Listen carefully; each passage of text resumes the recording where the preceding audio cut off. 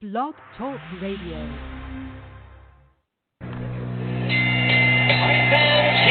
we go with the main event of the evening. Ladies and gentlemen in attendance, boxing fans joining us around the world. It's time for the bout you've all been waiting for. Finally, it is showtime. Here, man, we dedicate our life to this sport. We do thousands of sit-ups in camp. We run hundreds of miles, for the ones that take it serious. And we just dedicate ourselves fully to our craft, man. We watch tape, we have attitude, we rooting, and we go into that fight and to land on the line.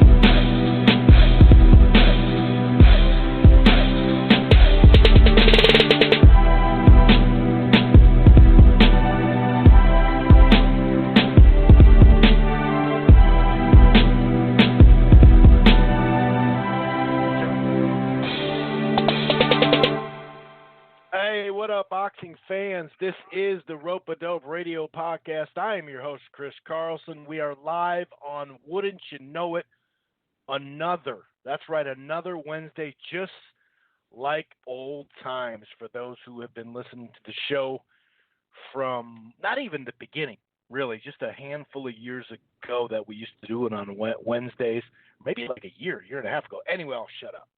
Let me shut up. So anyway, we are back with another one, and we have a fair amount to talk about.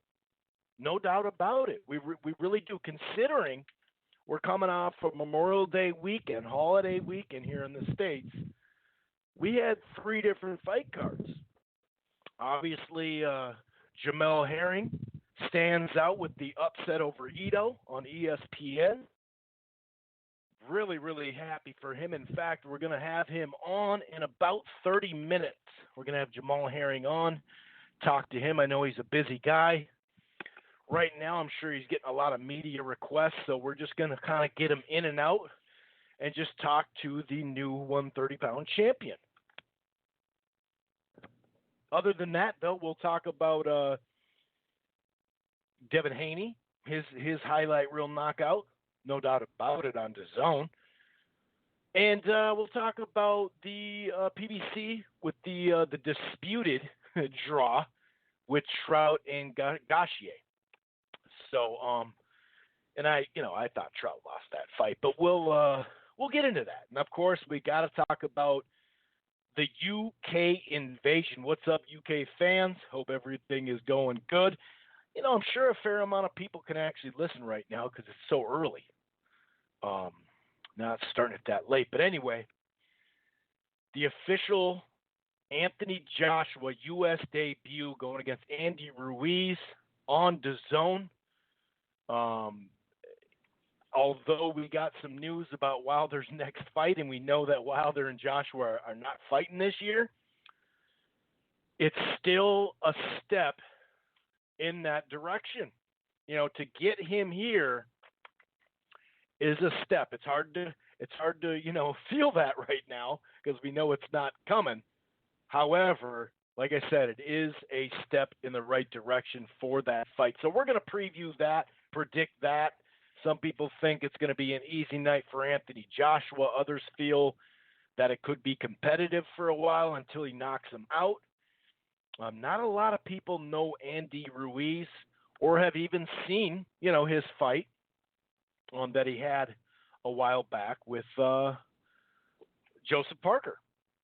So, and he's in a lot better shape than he was, that's for sure. I don't think that's really up for debate. In fact, I know it's not up for debate. So that's we're definitely gonna break that down, and we'll take a look at the rest of the schedule as well. PBC has a card. There are some other cards that we'll talk about and at least preview them, you know what I mean? But as far as starting it with recap, we should go right into the, like I mentioned, Jamel Herring interview. So at about 8 o'clock Central Time. So like I said, less than 30 minutes away. Then we'll go into, we'll try to blend the news and predictions. Some of the news that we'll talk about is Wilder and Ortiz 2 becoming official for September. Now, we don't know the exact, date, but we do have a good idea. So, going to talk a little bit about the matchup and what a lot of people are talking about online. Is this thing pay-per-view worthy? There's a lot of people that are pissed off, rightfully so, at the pay-per-view. But I also think there's a lot of people that are becoming emotional to the point where they're calling it a trash fight. Like all of a sudden it's a garbage opponent, and I don't agree with that either. You know what I mean? So I think you can say that I don't like it on pay-per-view. Basically everybody wants to see the Joshua fight. Obviously I am getting sick of hearing, well, Wilder has to fight Fury or Joshua. No. For the fall or this winter, the fight that was available was Anthony Joshua. So he did everything basically that made sense to fight with Fury for the rematch. And by the way, style-wise, that's probably the most difficult style. So try to focus. If you're going to get pissed off, which you should be, that's fine. At least focus on the Anthony Joshua fight. And don't bring up the Fury fight, because that really doesn't have much to do with Wilder. And even if he would have signed with ESPN, we know it wouldn't have happened the way our guy Bob Arum said it was going to happen, and happen this fall. So, but anyway, we're definitely going to talk about that, and I'll give my take on it, the good, the bad, and the ugly type stuff. Also, Shelley Finkel claimed that in the next couple of weeks, not only do we know Ortiz is next, but we're going to know Wilder's schedule. Now, if, and it's a capital I, capital F, right? If this is true, and they actually get one of these fights, negotiated, which they basically have one of them somewhat negotiated already, if you think about it, of course. But I don't know, man. We'll see. But if he lines up Fury after this for the spring, next spring, and then faces Joshua, well, I could give two shits about who he's fighting now, and Ortiz would look at like actually a major risk. Either way, this is a major risk not to take, not to just wait until the summer and say, hey, DAZN, I need a one-fight deal for 40 or 42 or 45, whatever the hell the money would be. It's a huge risk, dude. It is a huge, huge risk. But, yeah, we're definitely going to talk about that. There are a couple other, smaller items out there that we definitely want to talk about, whether it's some fights, that have been made recently, or just some other stuff. Eddie Hearn is voicing his opinion, really destroying Deontay Wilder's TV ratings. And we talked a little bit about that last week. I gave a little data, on Showtime's ratings historically and all that. And so we'll talk a little bit about what Eddie Hearn was saying about the TV ratings, also the live gate numbers, and also some of the items he's been talking about for this weekend. So, there's a variety of things that we'll definitely get to. Top Rank made a signing. There's just a couple other items that we'll get to. Not a crazy, heavy, just jam-packed news section, of course, but we did get some talkers. That's for sure. Maybe screamers more than just talkers, because people do not want to just talk about stuff right now. They're pissed. And like I said, on pay-per-view, I understand. So we're just going to break it all down that way. And like I said, I'm going to give my take. And is Wilder and Ortiz, even doable on Showtime or CBS or Fox or whatever like that, just based off the money they're going to give to Deontay Wilder? I think that's a fair question as well. So we're going to break it down. I'll say this just as a teaser. I do I do agree, or I do like how most of the country gets a $20 option for the pay-per-views for PBC. I do appreciate that. You know, for years we talked about, and we still talk about it today, saying, why don't you try to drop the price of the pay-per-view? Well, if I can go watch a pay-per-view fight for $20 at a theater, it's hard for me to just destroy something. You know what I mean? But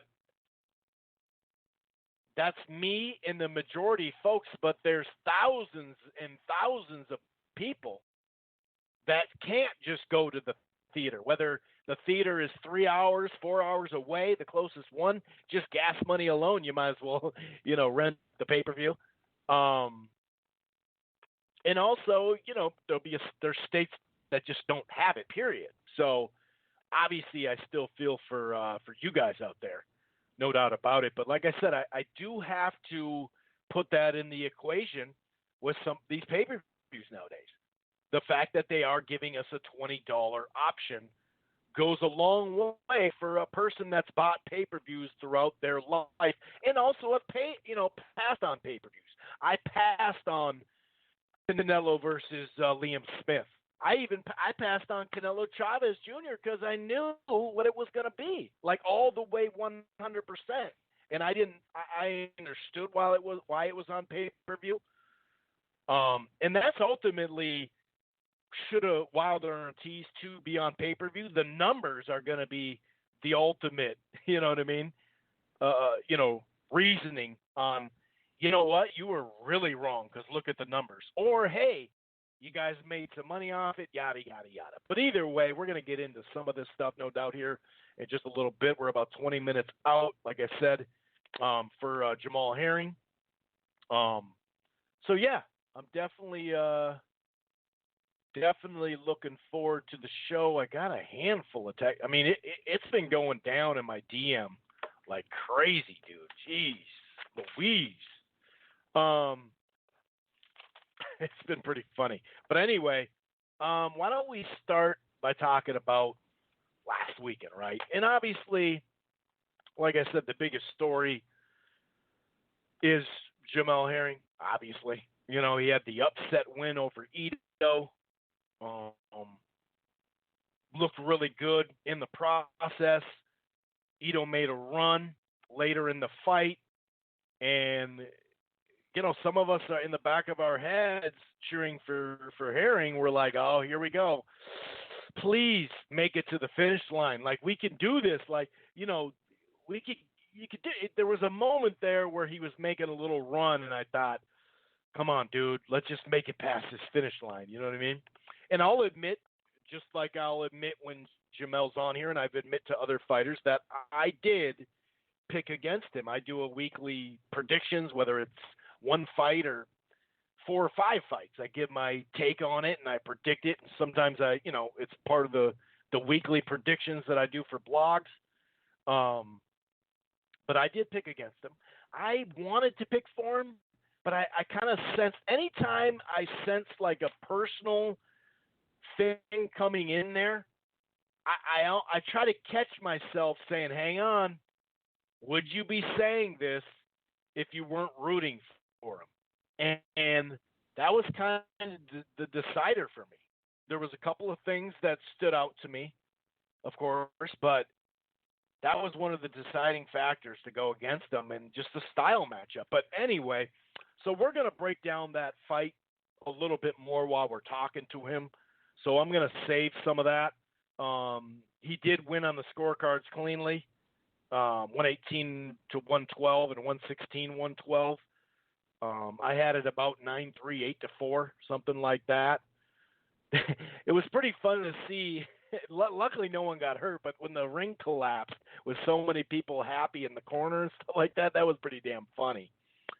This obviously sets up potentially the Burchelt fight, which I hope, they were kind of talking about, Ito in him. So hopefully Herring can get that. And I want to talk about the rematch clause too, but he did land 146 to 94. He was a tad busier, which is a really good sign when you got a guy coming towards you.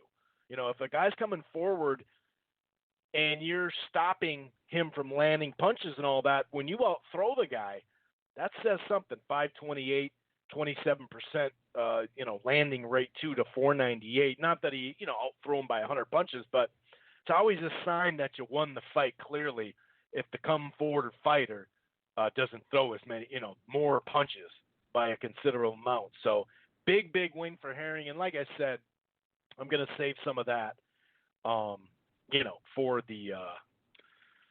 for the interview that's coming up. But the other fight I want to talk about, Jose Pedraza against Lozado, I think. I think it's Anthony Lozado. This was one of those entertaining one-sided fights. You know what I mean? Where clearly Pedraza won basically every round, but it was still really entertaining. And Lozado just kept coming and coming and coming, but he was finding success in spots, no doubt about it. I even wrote down in the 6th round they combined for 230 punches thrown, so they're throwing some leather. A lot of back and forth throughout the fight, especially as the fight went on, and then we had a left hand that ended it, TKO, and Pedraza doesn't get a lot of knockouts, so that's a good look for him. But he boxed very well, and it wasn't like he was just pot-shotting and moving. He was throwing in combination and then moving. He was working the body and using defense. And, Lozado had a decent jab and pressured the whole night. Like I said, he found some success, no doubt about it. But it was a one-sided yet entertaining fight. So I really I enjoyed the fight. In fact, during it, because I got off work in time to watch it live, I got a text. Or wait, I watched it the next day. That fight. What am I saying? Because I got a text. Someone was watching the replay, and I got a text saying, "Hey, this." They thought it was a live fight when they first saw it. They said, "Hey, this is a pretty exciting fight. Who do you got in the main event?" So yeah, good performance by Pedraza. Let's see, where he goes from here. And as far as the weekend goes, if you look at the ratings, I've already seen in some boxing forums and a little bit on boxing Twitter, no matter what side you're on, whether it's anti-PBC or anything, anti-everything except PBC, I saw the normal throwing, jabs at the FS1 rating and throwing, bombs at the rating on ESPN. But, there's 3 separate cards. We talked about this week, and we talked about it last week, and we talked about it throughout this show, that when you have contending cards, it always takes a chunk out of your rating. It just does. It just does. And some of the people were talking about the anti-everything except PBC people. They were talking about how the softball got a higher rating than the boxing, and that wasn't a great lead-in, obviously, but it really wasn't meant to be some great lead-in. Last year in May they had the men's, I think it was the men's World Series or the men's baseball, college baseball, which does a little bit better ratings-wise, but it is what it is. Like that. It's not like they were going to get some large lead-in with women's softball. It's not necessarily the right demo, and you could tell because their demo didn't perform as well. Forget about the rating, forget about the viewership, but the actual demo didn't, rate as well as some of their fights this year. Most of their fights this year. So that tells you right there, that it is what it is. But when you're competing, it's a holiday weekend. You have 3 cards competing. Now, at least the main event, we talked about this as well last week, that at least the main event on ESPN was all by itself fight-wise. And I believe it started after the main, NBA game. And that's another thing, guys. ESPN, or was it TNT? Yeah, it was TNT, obviously.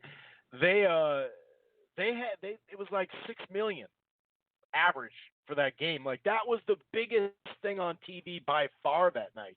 So, and by the way, boxing fans, we can finally say for the next, 12 or 13 Saturdays, there's no more NBA basketball. And it's not till September or late August until college football on Saturdays come back. So, let's take advantage of this boxing, all of you, PBC, ESPN, all that. You know what I mean? But when like I said, the ratings aren't going to be huge. So you could sit there and rip the ESPN rating all you want, but you always cut into it. And like I said, it was either a holiday weekend, people busy with the family or out of town, or they're watching the damn game. And so I'm sure they got a nice little boost for the main event as far as that rating goes. And then the FS1 card, too, just to get the ratings talk. I think that did 198 or maybe 206, 204. I don't know. A 3-hour card did about 208. But once again, that cuts about anywhere from 50 to 25,000 up to 75, 100,000 people. The hardcores, what fight are they going to watch? Some of them are going to want to watch the ESPN card. They see that. Some of them are going to watch the FS1 card. Some are going to watch Devin Haney. And a lot of people are going to be watching that damn NBA game. But if you're going to rip that rating too, just to clear that up, look at what baseball did. Professional MLB, they pulled like a 260 rating or something like that. 250, 260, during the early afternoon when it's actually better for TV watching. So if MLB's getting 260, what do you think the boxing is going to get on FS1? You know what I mean? It's just weird. But the product, you got to look at the product too, and they gave us some decent product. You can't just knee-jerk the ratings, guys, week in and week out, either up or down or whatever. You got to look at the product because this Fox, FS1, and ESPN, as long as the product is somewhat stable for the next couple of years, in the end, it's going to pay dividends. But anyway, I digress. By the way, let's go to Haney real quick. Haney looked damn sharp, okay? He looked damn sharp. He looked really good. I liked the way he fought in that fight, man. Michael Hunter, easy knockout. What is it? Hrgovic, or I think it's Hrgovic. I can't remember, but he's a guy with like 9 fights or something like that.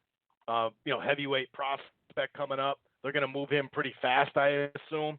He scored a first-round knockout, TKO over Corbin.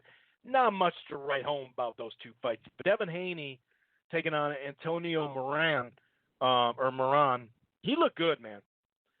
He came out looking sharp, counter left hands, left hooks, basically. He started mixing the uppercut. He fought at a really good distance. Then he was using the right hand to counter and leading with the left hook. He was mixing it up. He did score a right hand. I think it was a knockdown. It was actually a knockdown on the hip, I believe, in the 5th round. And then it was on the hip, but he stepped on his foot. From what I remember, there was a 7th round. I think it was body work. I mean, he was destroying him to the body. Then he landed overhand right. Highlight reel knockout. One of the knockouts of the year thus far. Great performance. The last couple of fights, I've seen Haney improve in spots and also some rounds where you go, yeah, he still needs to go back to the drawing board. It's kind of been like that, but when you're this young, it's going to happen. But when Burgos is a minor step up.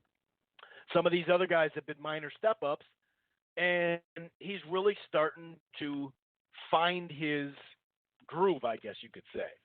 And now if he fights Loma in 2 fights,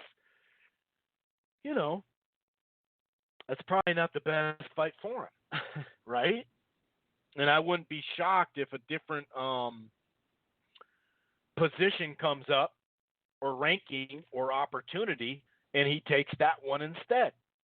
I know that the WBC has this tournament figured out, this 4-man tournament, but we've seen other 4-man tournaments go to the wayside too. So, hey, man, if he steps up and his first title shot is against Loma, that would be crazy. And he's only going to stay at 135 for a handful of fights. So if he lost at a young age, he can recruit. Shit, I mean, look at what Loma did. He didn't necessarily, lose at as young an age, but young in his boxing career, that's for damn sure. And he's bounced back. So, and especially if it's at a different weight class, then it's not like Loma's. It does seem like Loma or Teofimo is going to run this lightweight division for the next couple of years. Well, I suppose Teofimo was talking about moving up too, now that I think about it.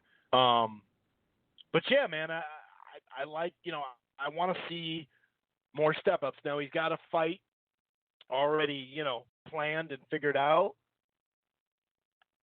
And that basically puts him in line to become the mandatory for Loma and Campbell, which, most people assume Loma's going to win that fight, clearly. So we'll see where it goes. Like I said, I wouldn't be shocked if some other situation came up and it was a belt and they took it. But, man, if they took the Loma fight, that would be pretty damn big deal. Now, obviously, there's probably an issue, and we're going to find out with this Campbell. More than likely it'll be on ESPN Plus here, but will DAZN, make some hay for that one? Will they try to, potentially go after that fight? Because obviously with Haney, I don't know. We're going to find out how this thing works out, or if it actually goes to purse bid. That would be crazy. And then wonder if DAZN wins. Would they drop out?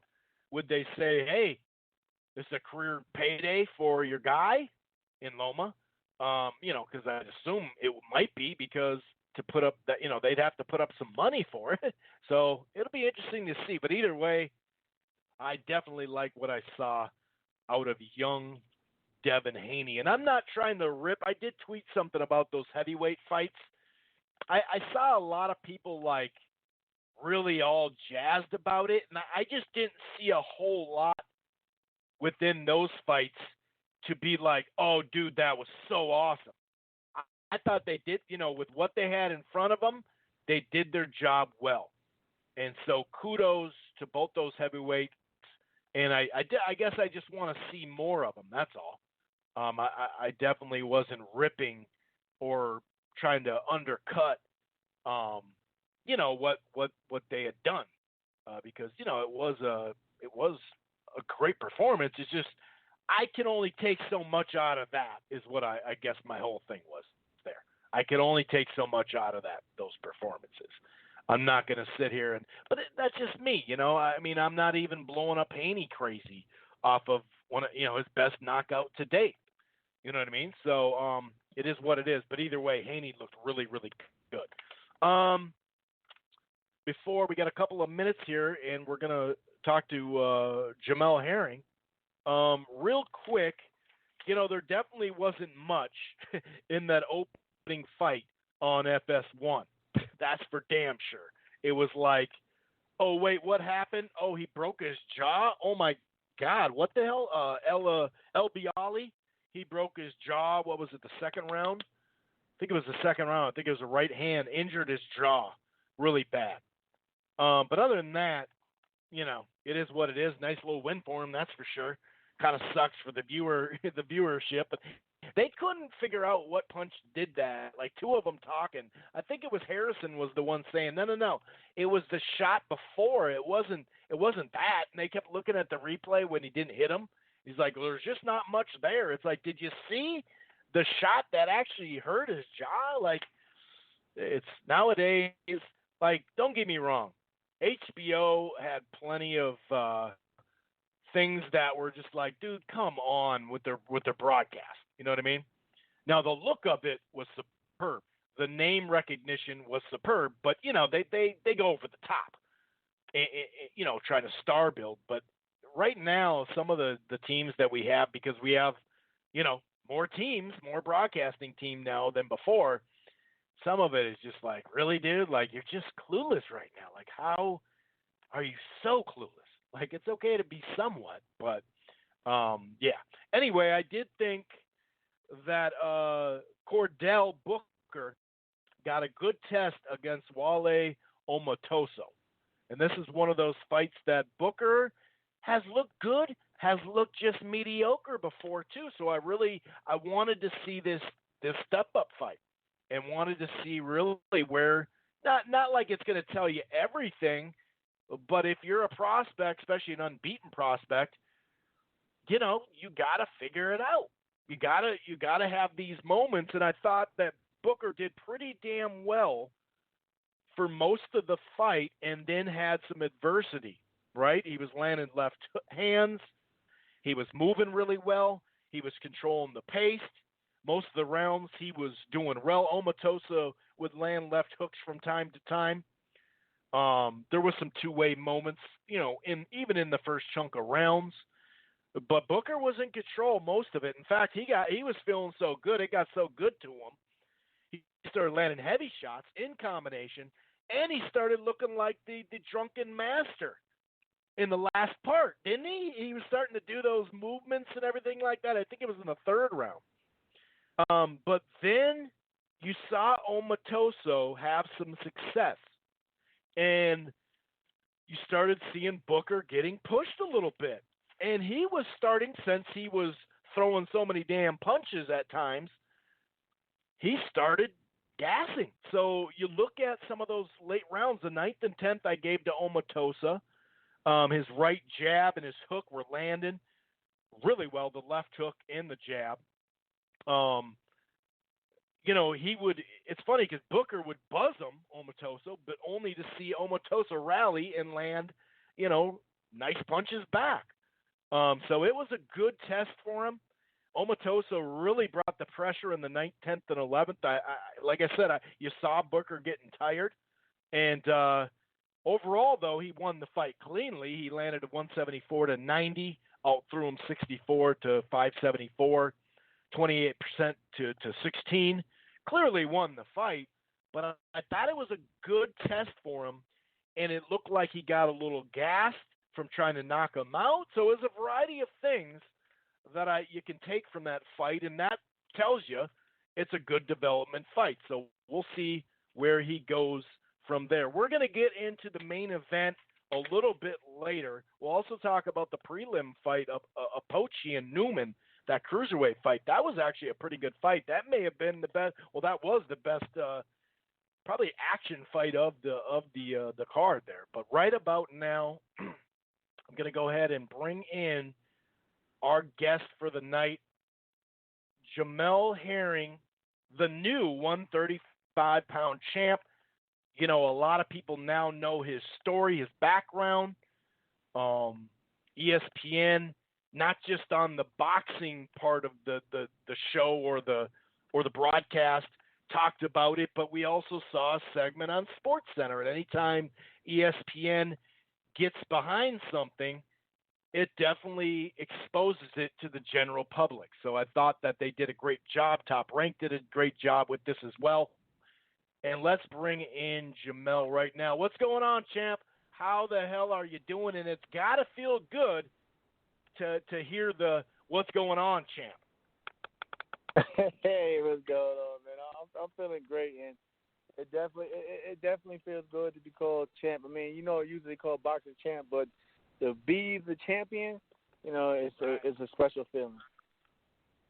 Yeah, and I'm glad that you made that differential too, because we throw that around out of respect for fighters and whatnot, but when it really, really, really is, especially the way you did it, with the upset fashion, and man, I'll tell you what, I was really interested in this fight for obvious reasons. I had a rooting interest, and I'll admit, Jamel, right off the top, I do prediction segments every single solitary week, and I get some wrong, right? So I did, and I'm just saying this straight up. I'm not one of those people that behind your back or, I knew he was going to do. I did pick against you, sir. So I'll eat the crow, and I'll eat it with a big-ass smile. I'll eat it with a big-ass smile on my face. Hey, it's all good. Like I say, I mean, you was with the majorities, and I'm not mad at that. Like it's just a sport and how things go at times. But like I said, we as fighters have the opportunity to turn things around and control our own destiny. So that's how I look at it. Exactly, and we've had two great examples, you and Julian Williams, of, you take an L against a solid fighter. You take a couple of losses against solid fighters, and people just kind of throw you to the side. In fact, I got after a couple of people seeing what they had said to you a couple of years ago, and now, just because, we know the PBC Top Rank rivalry. Now that you're with Top Rank, now they're on you. But before, they were dogging you. So it's great to see an example. It's great to see an example like yours and Julian Williams to come through that other side of it. And I got to say, I'm just happy for you, man. I'm really, really happy. And these last couple of days must have been a win world for you and your family. The storm still hasn't stopped. So, but it's great. Right.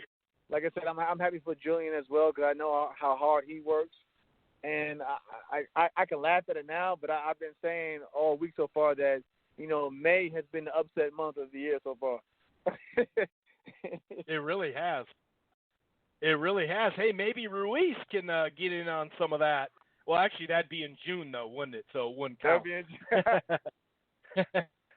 That's not happening. There's been a lot of upset in the past, maybe like 6 months. 6 months of boxing. If you go back to even, with the Tony Harrison situation and that fight, and like boxing is just so unpredictable, and that's what I love about the sport. Like, anything can happen. That's for sure. And let's take it back a little bit and just talk about the journey. You know what I mean? The journey in the last couple of, just the process of you, first of all, going to Top Rank, getting signed there, the 3-fight process leading up to Saturday night's fight. Just take us through that, knowing that you knew you were going to be moved correctly with Top Rank. You knew that they had a plan for you, and it was up to you to produce in the moments. Let's talk about the 3 fights, and let's just talk about the decision to go to Top Rank. Obviously, they wanted you as well. Otherwise, they would not, signed you to a multi-fight deal. Right. But take us through the process. Take us through some issues you were having. And like I said, I'm not going to just make this about the Top Rank PBC thing. I'm not trying to get hits off this. You know what I mean? But take us through that and just the process of it, and the 3 fights, maybe some of the things you learned, some of the things that were different, and just having the confidence to come up and beat a come-forward fighter who a lot of people thought he was considered, like comparing the Shabakov fight, and a lot of people thought you'd have trouble with that. Let's talk about you switching teams, not just the team with Top Rank, but also the team behind the scenes too. Okay, well, I mean, we can go back, like I said, to the Shabakov fight. The Shabakov fight, I people look at me crazy when I say it, but I always say that, that fight was kind of a blessing in disguise. It was one of those fights where he either make you or break you, even after defeat. And, going into that fight, I was undefeated. At the time, I was basically into my own hype, as you may say. So, like, when that fight came about, a lot of people don't know, but I took that fight maybe on a 3.5-week notice, and I just jumped straight into it. And, that I seen the level at the time of opposition where Shabakov was at after that fight, and I knew I had to basically, do some make some adjustments in terms of my training. And then, but when I lost to the Darius Miller fight in August of 2017. I felt like I won the fight, but like I said, I didn't get the nod. But at that point in time, I had to make a change in my career because that's when I started seeing, like, the phone calls were, they wasn't being returned. I wasn't getting any answers from management or anybody on the PBC side for months. I mean, literally months. So, and at the time, and also, like you said, not just the business part of it, but I felt like, it's time for me to get, the proper attention that I needed. So I reached out to a few trainers, to be honest. I reached out to Derek James, who we all know trains Jamel Charlo and Errol Spence. Derek was actually real cool about things, but, he was respectful and said that his schedule was so busy that he wouldn't have time and it wouldn't be fair to me. I also reached out to Abel Sanchez, but Abel just never returned any of my messages or calls. And finally, I reached out to Brian McIntyre, who we all know trains Terrence Crawford. And, he was all for it because I was in the Terrence Crawford camp when Bud was getting ready for Julius and Dongo. I was a sparring partner. So they knew I had it in me. So when I called them, they welcomed me with open arms. So at that time, when I took him in my corner, we were still willing to actually do business with PBC. But they waited to maybe around December or right before the new year to basically reach back out to me about a fight. And at that time, me being, aware of things, I knew my contract was coming to the end. So I figured that the only reason why they were reaching out to me was because my contract was ending and they probably wanted to renew it again. But I just felt so upset about how I was treated that, I just said, I just, dusted myself off and just moved on. But I didn't have any ill will. I just took it as, it's just business and let me move on. And we actually reached out to, Main Events, Golden Boy, and Top Rank. When Top Rank came along, they were a bit hesitant too. They were a bit hesitant also. They were off at first. They was going to give me basically like, okay, we'll put him on the card, see how he does. Maybe we'll put him against one of our up and coming fighters. Then somebody in Top Rank said that, well, what if he beats one of our guys and he just leaves? And so that's when they was like, you know what? Let's just give him a full ride and give him a full contract. And that's how I got the contract with Top Rank. But even then, I still had to prove myself, like you mentioned. So when I had fought on the Lomachenko Linares card last May, I remember I had got cut. I got cut early, and I knew everyone in the corner panicked because it was either one of those moments to see if I was going to just quit or continue to go. And that's when I really grinded it out and I'm stopping my opponent. And when Top Rank seen that, they said, this guy has some dog in him. We could do some things with him. And if you really notice, like I always say that I kind of moved ahead of the line in terms of the whole super featherweight stable in Top Rank where I'm at now because it's based off that performance. And with every opportunity they gave me, I took full advantage of it, and I performed to my best ability. That's right, and you were active too. Last May all the way to December, you had 3 fights too, which obviously that helps a lot in the fact that they have available dates where you can slide in and stay busy as well. Right, exactly. And the crazy thing is, I probably would have fought 4 times because I was originally supposed to fight when Bud fought Jeff Horn, but when Bud had injured his hand, everything got pushed back, and that's when I fought in May. And then the cut, I was going to fight in May, and then in June again when Bud did fight in the ring. But that cut had then prevented. That's right. That was in April. That's right. That's why that got pushed. I forgot about that. Okay, So all the setbacks, kind of, held me back from getting 4 fights in the year. But like I said, in the end, I still got 3 fights, and I was happy with that. And like I said, everything worked out, and here I am now. Man, that's awesome. That's awesome. I like how you gave a little bit more detail than what's out there too, man. How it wasn't just, no problem, because I got to admit, I was a little worried that someone was just going to grab you to make you a quote-unquote opponent for their guy. You know what I mean? And then I was like, oh, man, like, is this going to work for him or not? But obviously, they're not going to invest in you. Like you said, they saw that you had what you got, and here we are, last Saturday, man. I mean, exactly. Let's go ahead.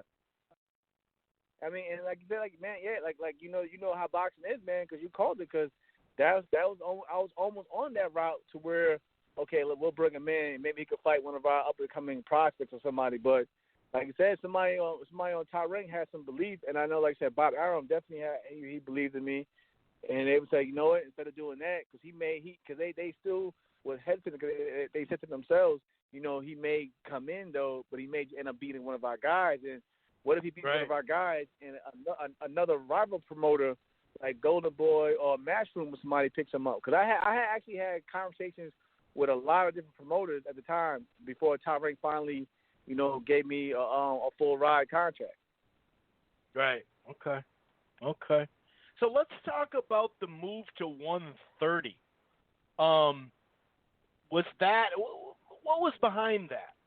Because, you know, we saw you at 135 against Shabakov. I'm glad that you cleared that up. I knew it was somewhat short notice, but I didn't know it was that short notice. I remember how hearing the announcement of the fight going, okay, well, hopefully he knew about that. Because, you know, sometimes okay, well, get ready because this is the date or whatever. But I didn't know that it was that short notice for that legitimate of an opponent. A lot of guys would have passed on that. But what was the idea behind moving to 130 first and foremost? The move to 130, actually, I can give credit to Terrence Crawford for that again, because when I was in camp, you know, he was basically around 155 or maybe a little bit higher at the time before he came down to 40 to fight Ndongo. And I always walked around that maybe around, like even now, I probably walk around 145, maybe 150 max. So when Bud seen that, he was like, "Hey man, you really need to think about moving down to 130." And I thought he was joking. He was like, "No, I'm serious, man. Like, you can get down to 130 with a good nutritionist."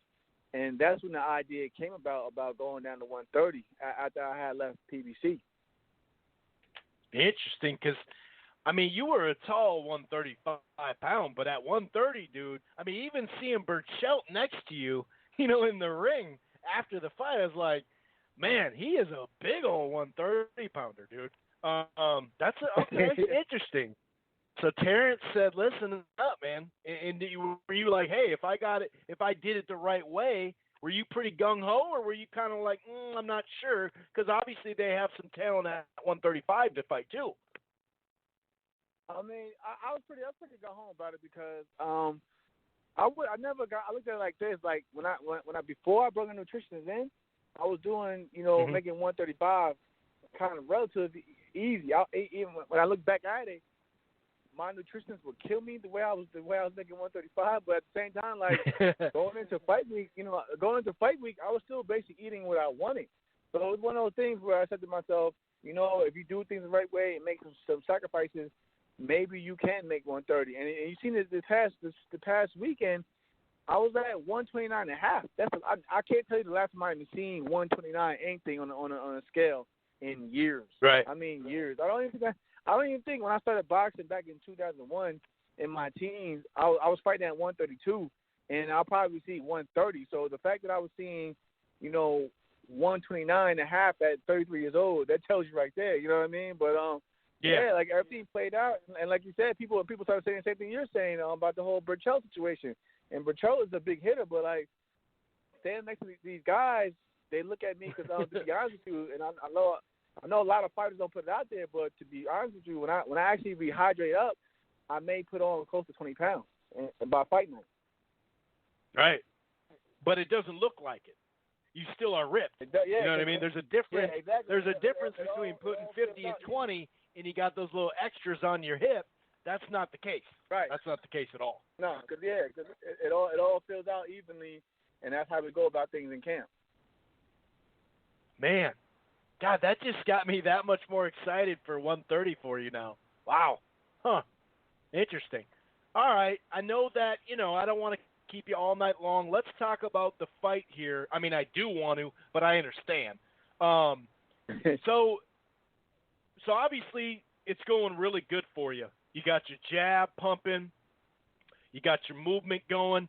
He's trying to get that right hook through. He's trying to make it competitive, obviously. He's trying to pressure you. and he did manage to start landing his right hand a little bit. The rounds got a little closer as we got to the mid-rounds. Once we got in the 8th, 9th, and 10th, there was some moments, I got to admit, watching as a fan going, all right, dude, this is the time. You got to get your second win. You got to push through this and win the rest of this fight. And you did exactly that. What was your mindset through the first 5-6 rounds and then down the stretch, knowing that, you basically got it in the bag, but it did get competitive down the stretch? Take us back to your mindset at that time in the fight. I even take it back the day before the fight at the fighting meeting.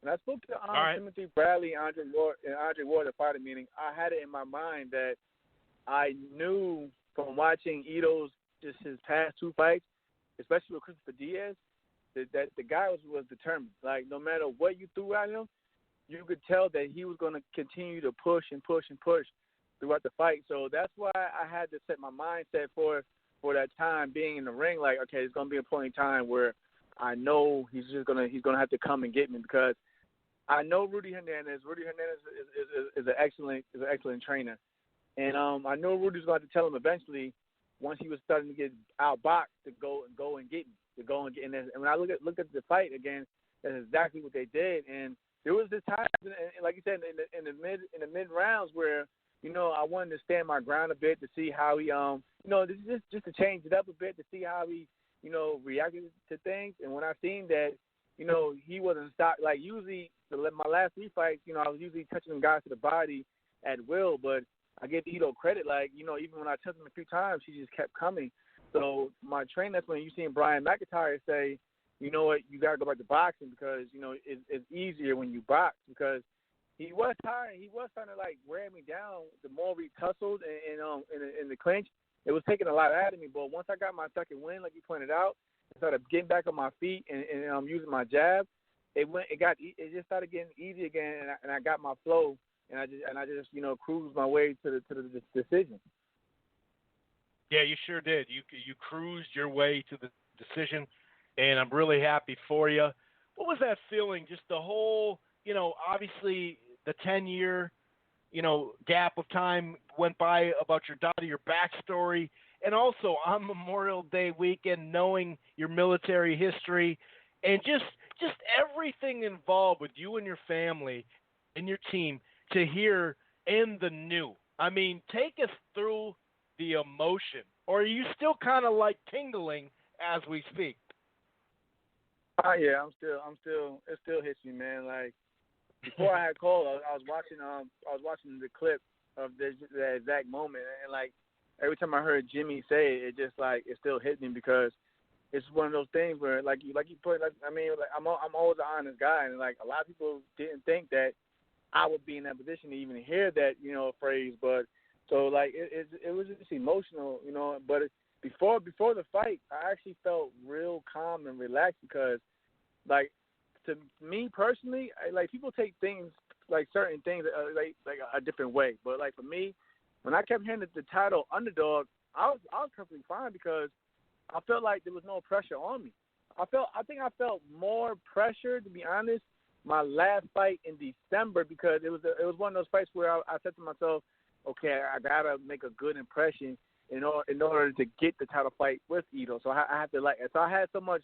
I was more nervous that fight than I was going into the Ito fight. So when I go into the Ito fight and I was the underdog and I was being counted out, I looked at it as, if anything, Ito has more pressure, because I knew they were trying to build the whole Ito Burchell fight. I knew that was on the table. I wasn't stupid. I knew that was the whole plan, at least in Ito's case and in Burchell's case. So I felt like, if anything, he had more pressure on his back to get rid of me than I did of taking the belt from him. So like I was cool, calm, and relaxed, and I told myself, like, I always study, like, one thing, I'm a fan first and I'm a student. So I've been watching Ito since the day he beat Christopher Diaz, and I've been watching most films that I could find on him, and I just knew his strengths and weaknesses. So and I believed in my team. So going into the fight, I was perfectly fine. I just knew what I was capable of doing. Nice, man, and that's perfect. The that you led right into it. Now, is there a rematch clause? Do you have any idea that either maybe the rematch or a potential fight with Miguel Berchelt, or maybe a defense and then a unification? How's that going to work out for you as far as what you know right now?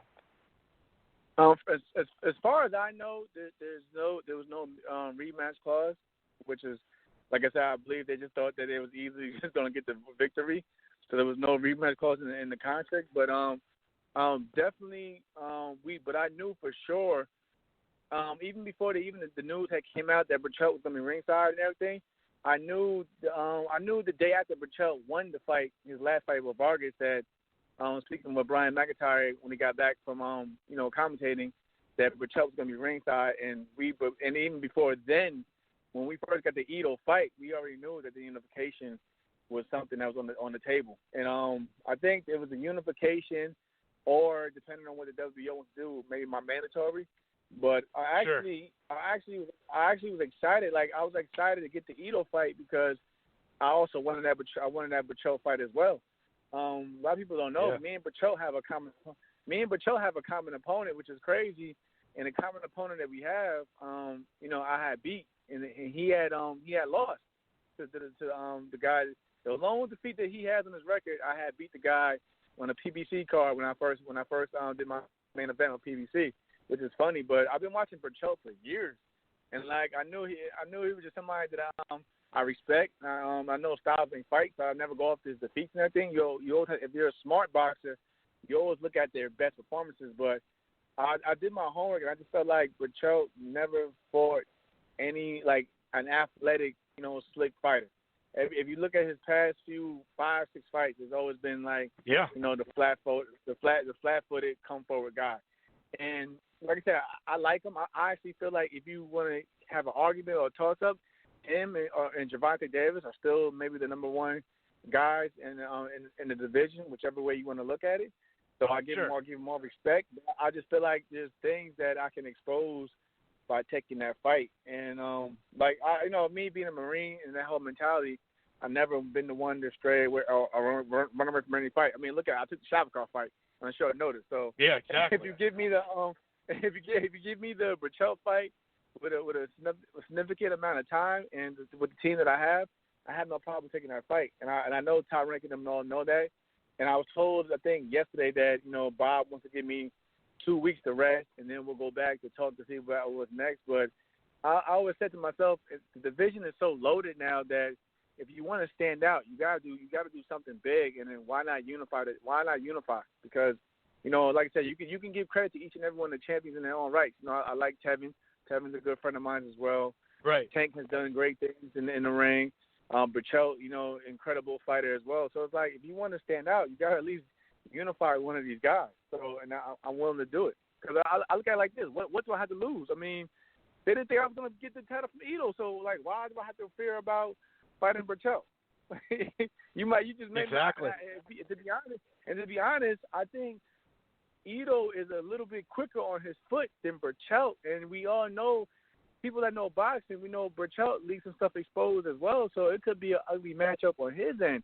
I just say like this: I got to be more sharper and smart, because he has the power to turn a fight around. Right. That's the main thing I look at. But in terms of boxing skills, I believe that I can also outbox him to a decision as well. So it just is something that just motivates me, and like I love how people are actually be serious again now, and they actually want to see that fight. So, and I've been the type of guy who I just want to satisfy and please all the fans out there who take their time to tune in.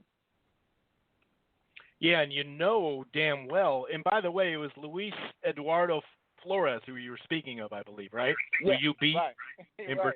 Berchelt, and that was a fight right before Shabakov too.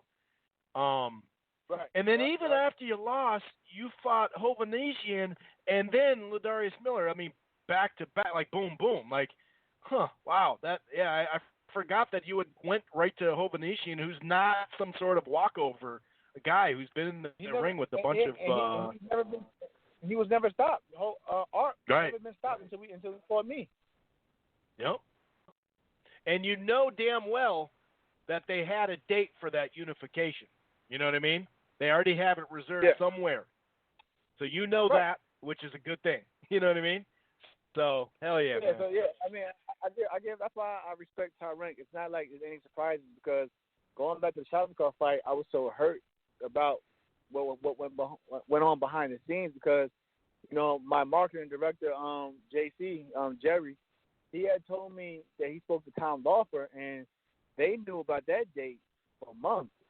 You know, Tom works with Shavkov. Yeah, so that it kind of hurt me because I thought that, you know, it hurt me. I think it hurt me. How are you not knowing about it? Right, the guy you're fighting knows about it months ahead, but you don't know about it. That's not right. Because I was thrown off because I was still young in the professional game, so I didn't know much what was going on. Years, right. When I got to the weigh-in, I was informed I had to do a second day weigh-in, the IBF type rules, and I was like, I didn't even know this is even being sanctioned for. I wasn't ranked at the time by the IBF and anybody, so I didn't know what was going on. And if you look closely into that story. After that fight, Shavkov gets the title shot, and I didn't know nothing. I felt like I was just basically, thrown out there to be slaughtered or whatever. But he wins the fight. All credit to him, and he ends up getting the title fight when he fights my good friend Robert Easter Jr. So it was like, man, was I thrown in here to be set up? So that's when I started had to really take a look about my whole situation. And it's like I tell people all the time, I have no ill will against Al Haim and the PBC. I just said, you know what? Maybe that's how the business goes at that time. But if I want to be successful, I got to take a step back and do what's best for me now. Right. You're just presenting the facts. That's all. You're not taking shots at anybody. You're presenting the facts. And we know how the back door. Right. And we know how the back behind the door business goes in boxing and how things are not necessarily set up, but like you said, set up to where it's going to hurt the quote-unquote opponent. And so I could see why you look and go, now, wait a second. Shouldn't I get a 2-month heads up? Because I'm in the fight, too, and I'm represented by Al. So what's good here? What's going on? That's exactly what hurt me the most because I was like, here's a guy. Shavkov wasn't a PBC fighter. It was like, no, not at all. He gets he gets all the benefits, going into the fight, and here I am, who's been, hardcore, with PBC at the time, and it's like, man, I just got thrown to the wolves, but, like I said, I took it as a blessing in disguise because it made me learn the business a lot more outside of the ring, and that fight just made me realize where I needed to be at in terms of a fighter to compete at that level. There you have it, man. Well, first and foremost, congratulations, and thank you for your service as well, being that we just got off the holiday weekend, Memorial Day weekend. I appreciate that as well. We've been speaking to Jamel Herring, the new WBO 130-pound champ, and we know he's going to be active here in the next handful of months. We'll definitely be paying attention to your career, man, and wish you luck. And, enjoy the downtime with the family in the summer. You know what I mean? Right, yeah. Because me being, like I said, always being on the go now. I just needed a week off, and I'm ready to get back in the gym. But I definitely had to take time and acknowledge my family and their dedication and their sacrifices as well. So I'll definitely take some time off and enjoy the time with the family, man. And, us Midwest guys got to take advantage of the summer heat. You know what I mean? So you got to get all the summer we can get. All right, buddy. You take it easy, man. I really appreciate you taking time out tonight. All right, man. We'll talk again, man. Hopefully soon. Yes, sir. You take it easy. Take it easy. Bye-bye. All right. It had been quite a while since we had him on the show. We don't have the interview format like we used to back in the day. But I've had Jamel on, several times. Shouts out to Carcino. This time, though, he actually called me and said, hey, Jamel's got some time for you tonight. And I was actually going to wait a couple of weeks because I figured maybe he wouldn't have the time. I kind of let him just kind of chill. So that was really nice of him, no doubt about to give us that time. And I'm happy, dude. It's one of those things. I don't get emotionally tied to too many fighters, to be honest with you. but there's just a handful of fighters out there, and maybe it's because I've interviewed them and got to know them better. Maybe there's a variety of reasons why, but it's just a great story. And like I said, when ESPN has that segment on SportsCenter, it's a difference maker. Now, we hope that they keep having these type of segments. That's the biggest thing, and it's tough with the UFC and all the other sports to grab attention, of course, but they did a great job. Top Rank did a great job, and you know what, though? Jamel did a great job because he produced under the lights when he had to, when most, including myself, and he even admitted it, most thought he wouldn't get it done because it's another come-forward fighter. He's going to fade in the fight type thing. So that was great. That was great. I really appreciate that, Mr. Herring, Mr. New WBO champ, and I'm looking forward to see what he's got down the pipe. I'm going to go ahead and bring in CT. I see him on here. We're also going to talk a variety of things as far as the upcoming weekend. Anthony Joshua versus Andy Ruiz. Can Ruiz give Anthony Joshua a run for his money? Can he get on the inside? If Ruiz can get on the inside and stay on his feet, without, maybe getting caught with something big, this could be a little bit of a barn burner or a full-on barn burner. He's very deceptive. He's got good hand speed. He's got kind of these quick, hard overhand rights that he fits in. Could be interesting. Then we'll go over a variety of the news out there. We talked about that at the beginning. Wilder and Ortiz 2. Is it pay-per-view worthy? Shelly Finkel, Eddie Hearn's recent comments, a variety of stuff to talk about here on Rope-A-Dope Radio. Let's bring in CT and see what's going on with him. What's going on, CT? How you doing, buddy? Doing pretty good, Chris. How are you? I'm doing good, man. I'm doing good. Nice little interview there from Herring. It's good to hear, his side of the story just in general, and it gives us a little peek on the, inner workings of this, at times, and a good chunk of the time, as we know, crooked-ass business. What'd you think of last weekend? Herring pulling the upset. You had a guy in Devin Haney looking pretty damn sharp with the knockout. Anything that you'd like to talk about from last weekend as we get to what's going on this weekend? And of course, that means Anthony Joshua is invading the United States of America. Yeah, unfortunately, Chris, I wasn't able to watch the fights this past weekend. I was a little busy, but I did watch little clips of what happened in certain fights. Thought that was a good win by Haney. Actually, a great win. And then I think it was a good win by how I say his name, Herring? The guy that you just interviewed? Yeah. And I like the segment that they put on for ESPN. I actually was watching it at Denny's. I was telling my girlfriend at the time, nice. They had a Denny's playing on TV there, so that's good to put in the public's eye view, of boxing. Like, you don't normally see that, but I think it was a good story to get people involved and wanting to see him fight as well. Knowing it was Memorial Day weekend and stuff like that. Yeah, that really tells you, what Fox and ESPN with their branding can do when it's there. I mean, you saw it in the Denny's. You know what I mean? Like, that really tells you something. So that's dope. That's kind of cool to hear that. Yeah. So what are your thoughts? Go ahead. Oh, sorry to cut you off. I wasn't. I'm not sure how much of the interview I heard, but did he say what his plans were next? If he wanted to unify or just try to relax for a little while and then see who he fights next? Yeah, basically Top Rank was saying that they want to give him a couple of weeks to, wind down and rest up a little bit, and then they'll get into talks about his next fight. But, as we spoke, that Ito was actually on course to unify with Burchell. So we know that there's a date.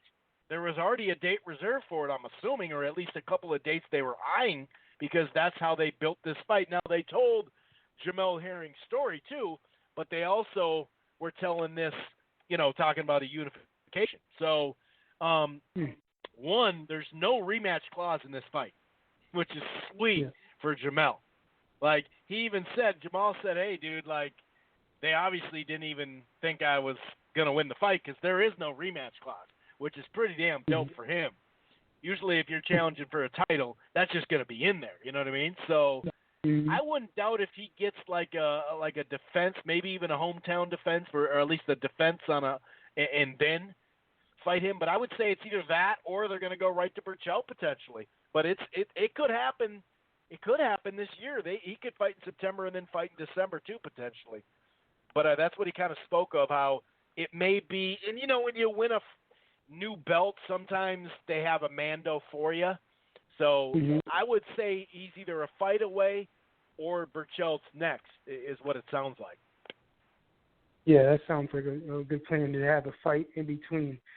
Just get a title defense and then possibly go to a Burchell. Because why not keep the same plans that you had for the former champions you do for Herring? I agree. Definitely, man. That'd be pretty cool. As far as this weekend, Andy Ruiz is trying to become the first Mexican heavyweight ever. He's obviously, he's not really that late of a fill-in because it was like 5 weeks before the fight, or 4.5 weeks, whatever the hell it was. So it's not like we've seen a lot worse, I guess you could say, right? I mean, it's really not all that late. I wouldn't really call it that late of an opponent change. But, can Andy, and I was talking about this a second ago, can he get on the inside? Because if he can, CT, he could do some damage. It's just a matter of if he can without getting caught with that reach and the fundamentals that Joshua has shown plenty. What are your thoughts? We've seen guys like a Povetkin, like a Carlos Takam, where once you got inside and he's got to punch down at you and you can kind of just wing those overhand rights. He's got more speed than people think. What's your thoughts, man? Is this going to go 5 rounds then it's over like some people think, or is this going to be better than most assume coming into it? I think it's going to be more competitive than I think some people think, and I think Ruiz would have to get inside. He has probably one of the quickest, if not top 3 hand speeds as far as the heavyweight division is concerned, and I think that's what makes some heavyweights throughout the years a little bit different, to bring some hand speed to the division. Fighters who had hand speed like Corey Sanders, not to say that Ruiz is on that level, but he's a heavyweight with hand speed, and that's rare in the heavyweight division. So I think if he can get on inside, try to work Joshua's, as we all see, Joshua's a big, heavily muscular type boxer, so you need to make those muscles get tired quickly, and to do that, you need to have a good work rate, and I think Ruiz will try to do that, make Joshua fight more than he wants to in the rounds, I think Joshua will try to dictate measuring the distance, and I think Joshua, for his size, though, I think he has really good combinations himself, and we all know he's going to look for the uppercut that he hit Klitschko with. He's going to probably look for some of those uppercuts on the inside if Ruiz does get inside. But I think Ruiz will have to stay focused, try to negate distance as quickly as he can, and like you said, just try to get on the inside, throw a bunch of punches, up the volume in the rounds, and try to make Joshua a little bit uncomfortable. I think Joshua, being the bigger man, like I said, will have to establish a really nice steady jab, get into a good rhythm, and run his combinations and try to get Ruiz, who is a smaller guy. I think we'll have to get Ruiz's attention really, early, so Ruiz doesn't try to get inside. I think Josh is the harder puncher. So we'll see. But I think it'll be more competitive than I think some might think. Yeah, I mean, obviously, as boxing fans, we hope that in general, but I'm pretty much on the same page as the way you broke that down, man. I think you did a good job, and I'm basically right there with you. I mean, a lot of people didn't get a chance to see his fight with Joshua Parker, and that was like maybe 20 pounds, 30 pounds difference too, I believe. Like, he was much chubbier and just bigger, overweight, even more overweight then than he is now. So I think there's a difference there as far as how he feels, his mentality, obviously the hand speed. And it's like one that could go either way, I really believe, because it's just a matter of, can he duck down and get under those shots to get on the inside? But that's his game, and sometimes it's his game to the point where it may be detrimental. You know what I mean? It's like, hey, dude, calm down a little bit. Calm down, dude. You don't need to, So I'm worried. That's the one thing, that long-ass jab and those fundamental straight punching, if he can just pivot a little bit. But it's not like we see him do that a whole lot, if we're being honest, as far as I'm talking about Anthony Joshua. So, and also activity. If he could make it up that activity, we've seen him gas numerous times in fights. So I'm looking forward to it, man. I'm definitely looking forward to it. What's your official prediction for the actual fight? With what I was saying, with everything that I was saying within the fight, I think if the fight goes maybe a little bit later, I think Joshua will try to play it safe a little bit. If he doesn't hurt Ruiz early, you know what I mean? Just so he can save his energy, right. I think he'll probably win a decision. Or if he hits Ruiz with something hard, he'll try to get him out of there. But I'm going to go with Joshua by decision. There you have it. Is there anything else you'd like to chime in, whether it's news or maybe some upcoming fights or fights that have been made in the last, since the last time he spoke? Anything else? Can't really think of too many things right now. Oh, well, I'd like just give my take on the Wilder Ortiz 2 fight, if I could, for a minute. Yeah, I was going to actually hint to you if you had forgotten about that one. Yeah, it kind of came out of nowhere. I was like, man, we just heard about it the other day, or was it yesterday or the day before? They announced it yesterday or the day before? I forgot. Yeah, I mean, they officially announced that it's signed. They don't have the exact venue or whatever. It sounds like it's going to be Staples Center, September 28th. Oh, okay. Well, I kind of seen a little difference in Ortiz in the last fight he had against Hammer. He was getting caught with that right hand. That Hammer was, dropping down on him. Got hit quite a bit, and I'm not sure if the first Wilder fight might have taken something out of him. But we'll see if that is to be the case in the second fight. I think Wilder will go into this fight much more confident, and will probably try to take Ortiz out of there early. But he's still got to be careful because Ortiz is a really good counter puncher with a lot of skill set as well. So, and he likes people to usually come towards him. So we'll see how that fight goes. If I can give my take a little bit on the Pacquiao and Thurman fight, if you don't mind. Yeah, definitely. And we could talk a little bit about that undercard too.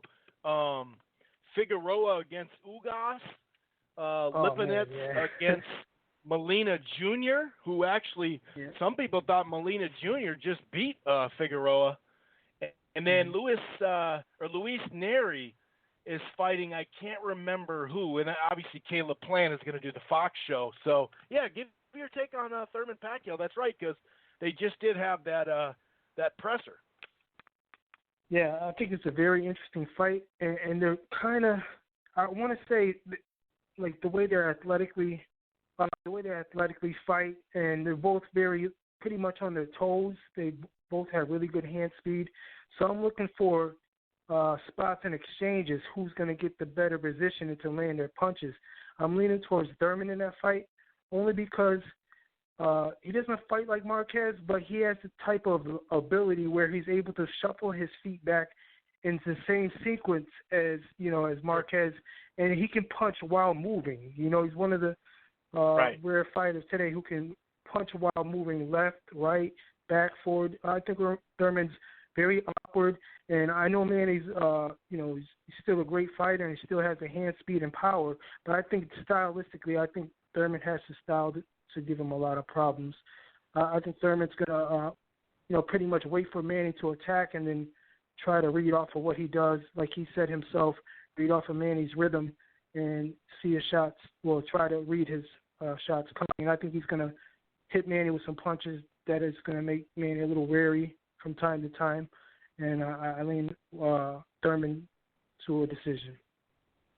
Even though it's going to be pretty hard against, Manny Pacquiao, especially depending on the volume of punches Manny throws, but I'm leaning towards Thurman in that fight.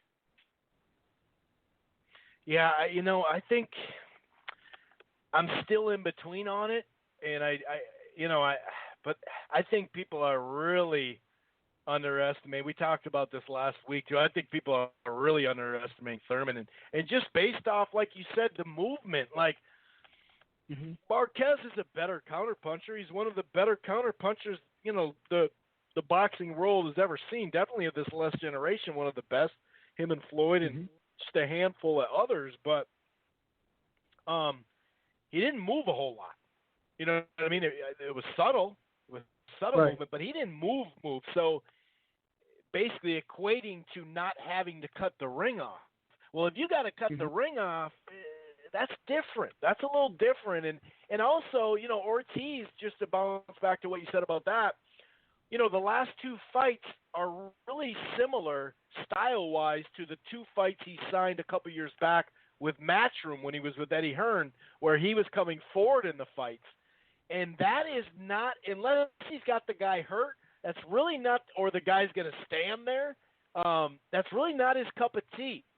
And I agree, he did get hit, and whether that's him wearing down from the punishment he took last March, or it's the style. It could be a combination. We're going to find out. But, yeah, there's, a lot of people kind of were high on Ortiz, and then in those two fights, they were kind of like, he's really not that much of a killer, that type of thing. But it's really about the style. If he's in the middle of the ring or if a guy's coming to him, it's a whole different cup of tea. And but you're right. We still don't know for a fact. I thought his combinations looked pretty good in those two fights, and his body looked good in the two fights. But it wasn't against high competition. So, like you said, we don't know if there is some, some lingering effects. It's not like he's going to peak that much longer in his career anyway, just based off age, whatever the age is. But yeah, it's kind of an interesting point there. But I agree. I think Thurman is being really, I understand people not liking him now because of some of his comments and, him basically ducking Spence. I get that, but some people mix their emotions and their want for certain things, and they blend it into their prediction. You know what I mean? And it's kind of like, I don't know, dude. I've heard people that know the sport of boxing, a whole lot, have been doing podcasts for years, and they've said that he's going to run through him. Like Pacquiao's going to run through Thurman. I just don't believe that. I just don't. How could he run through him when he's going to be on the move anyway? It's going to take a huge shot to get to him. He's not even going to fight the same way he did against Josecito Lopez. But also, it's the hate and then that hook that damn near ended Thurman's winning streak here. That's for sure. Because I got to admit, he looked hurt against Collazo. We've seen him hurt against Porter and others. But, man, he looked like he was going to get knocked out against Josecito. No doubt about it. Yeah, I agree. I think he got caught with a good shot. Messed up his equilibrium, and he couldn't really move out the way of certain punches. We've seen him, like you said, hurt like that before. He also got caught with a shot by Soto Carras, where he, Soto Carras, there you go. I couldn't Yeah. I couldn't find that one. He got clipped in that. I remember that one. Yeah. This is probably the worst I've seen him buzzed. And, it's a learning experience from him. He probably got confident in the fight, probably a little bit too comfortable. He got caught with a shot. Sure. He did knock Lopez down earlier in the fight and probably was trying to cruise a little bit, but he can't make that mistake versus Pacquiao. Pacquiao still, at this age, is a really good finisher. So I think Thurman will definitely have to be on his A game. But I just think stylistically he's going to be a problem because Pacquiao still, he's with this age, I don't see him as the same dynamic puncher as he used to be, especially carrying and running up the same combinations. And he's more of a faint 1-2 combination where he's jab, he'll try to throw straight left. And I think Thurman's really good. What's the word I'm looking for? He's a good student of the game, which he also studies tricks of certain fighters. So I think he's going to be pretty aware, watching Manny throughout the years, of what Pacquiao's going to do. Very, very true, man. Very, very true. Anything else that you want to vent on or anything before we move on? No, that's about it. I just touch on one more thing. I thought Gaucher won the fight against Trout this past weekend. Yeah, so did I. And I actually thought he looked pretty damn good. I thought it was one of his better performances. He looked really good. I liked the way he came forward, actually, at that fight. I didn't know he'd come forward like that. He looked really good. That Arislandi-Lara fight may have been the best thing that happened to him. Mhm. Yeah, I think he said that, too, during an interview. You learned something from that fight, which we've seen in this fight. Most likely he did. So, I'd like to see who he fights next and go from there. But I'll be on next week. You can just let me know when you're going to be on the podcast, and I'll come on. All right, man. Thanks a lot. Appreciate it. Have a good night. Take it easy. Thank you. You too. Thanks. All righty.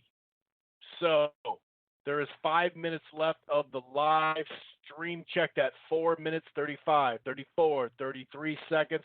The number to call is 646-381-4990. That's 646-381-4990. That is the number to call. And by the way, I was so pumped up about things going on in the sport that I forgot to talk a little bit about the Rope-A-Dope Radio. Let me do it real quick. If this is your first time listening to the Rope-A-Dope Radio podcast, it streams live right here like it's doing right now at blogtalkradio.com/Rope-A-Dope Radio. It streams live, it archives, yada, yada, yada. However, you can subscribe to the Rope-A-Dope Radio podcast at iTunes, a.k.a. Apple Podcasts, Player FM, Stitcher, Spreaker, TuneIn. I'm also part of the Grueling Truth Sports Podcast Network that can be found everywhere. You can also use your Siri or Alexa through TuneIn or Spotify. Check it out on Spotify. iHeartRadio is another place you can find the Grueling Truth Sports Podcast Network. Head on over to thegruelingtruth.net. That's thegruelingtruth.net. And real quick, if you're thinking about cutting the cord or you have and you're not happy, you want a little bit of cable, DirecTV Now is something to at least check it out. In fact, there's a 7-day free trial, no annual contracts. Stream it anywhere, your smart TV, your smartphone, your smart tablet. Well, I suppose all tablets are smart, aren't they? They have the Cloud DVR. The plans start as low as $50 a month. And with the Plus or Max deal package, you get HBO included. And real quick, here's the limited time part of this deal. If you prepay for 4 months, you'll get a free Apple TV 4K 5th generation. Regularly priced at $179, you get 4 months of cable and a brand new 5th generation Apple free TV. Check out DirecTV Now. Now, I'm going to go to Mark in just a second.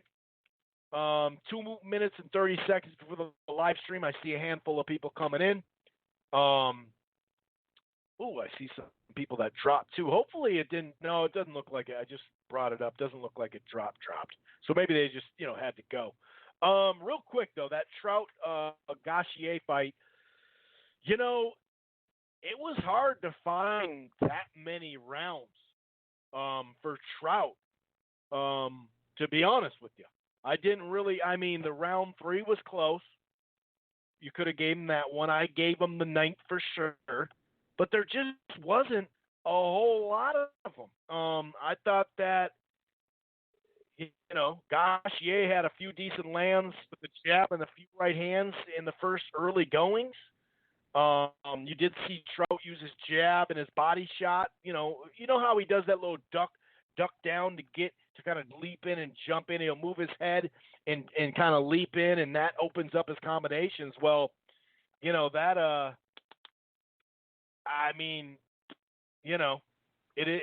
that usually works. That wasn't the case here. The short left hand started coming out. He was just sharper. He was landing the better shots. He was active as well. No, so was Trout.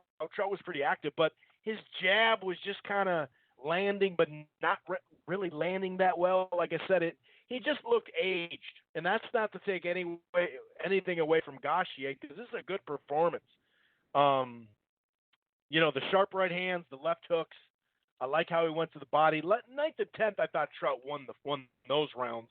I just thought that the pressure that he put on was just, enough to win those rounds. But so in the end, it actually was a better fight than I thought. That's not to say it was a very good or excellent fight, but it was a good fight, and I thought a very solid performance by Gauthier. He outlanded him only 90-85. It was close there. But 99-91, and then you had 96-94 for Trout, and then you had a draw scorecard.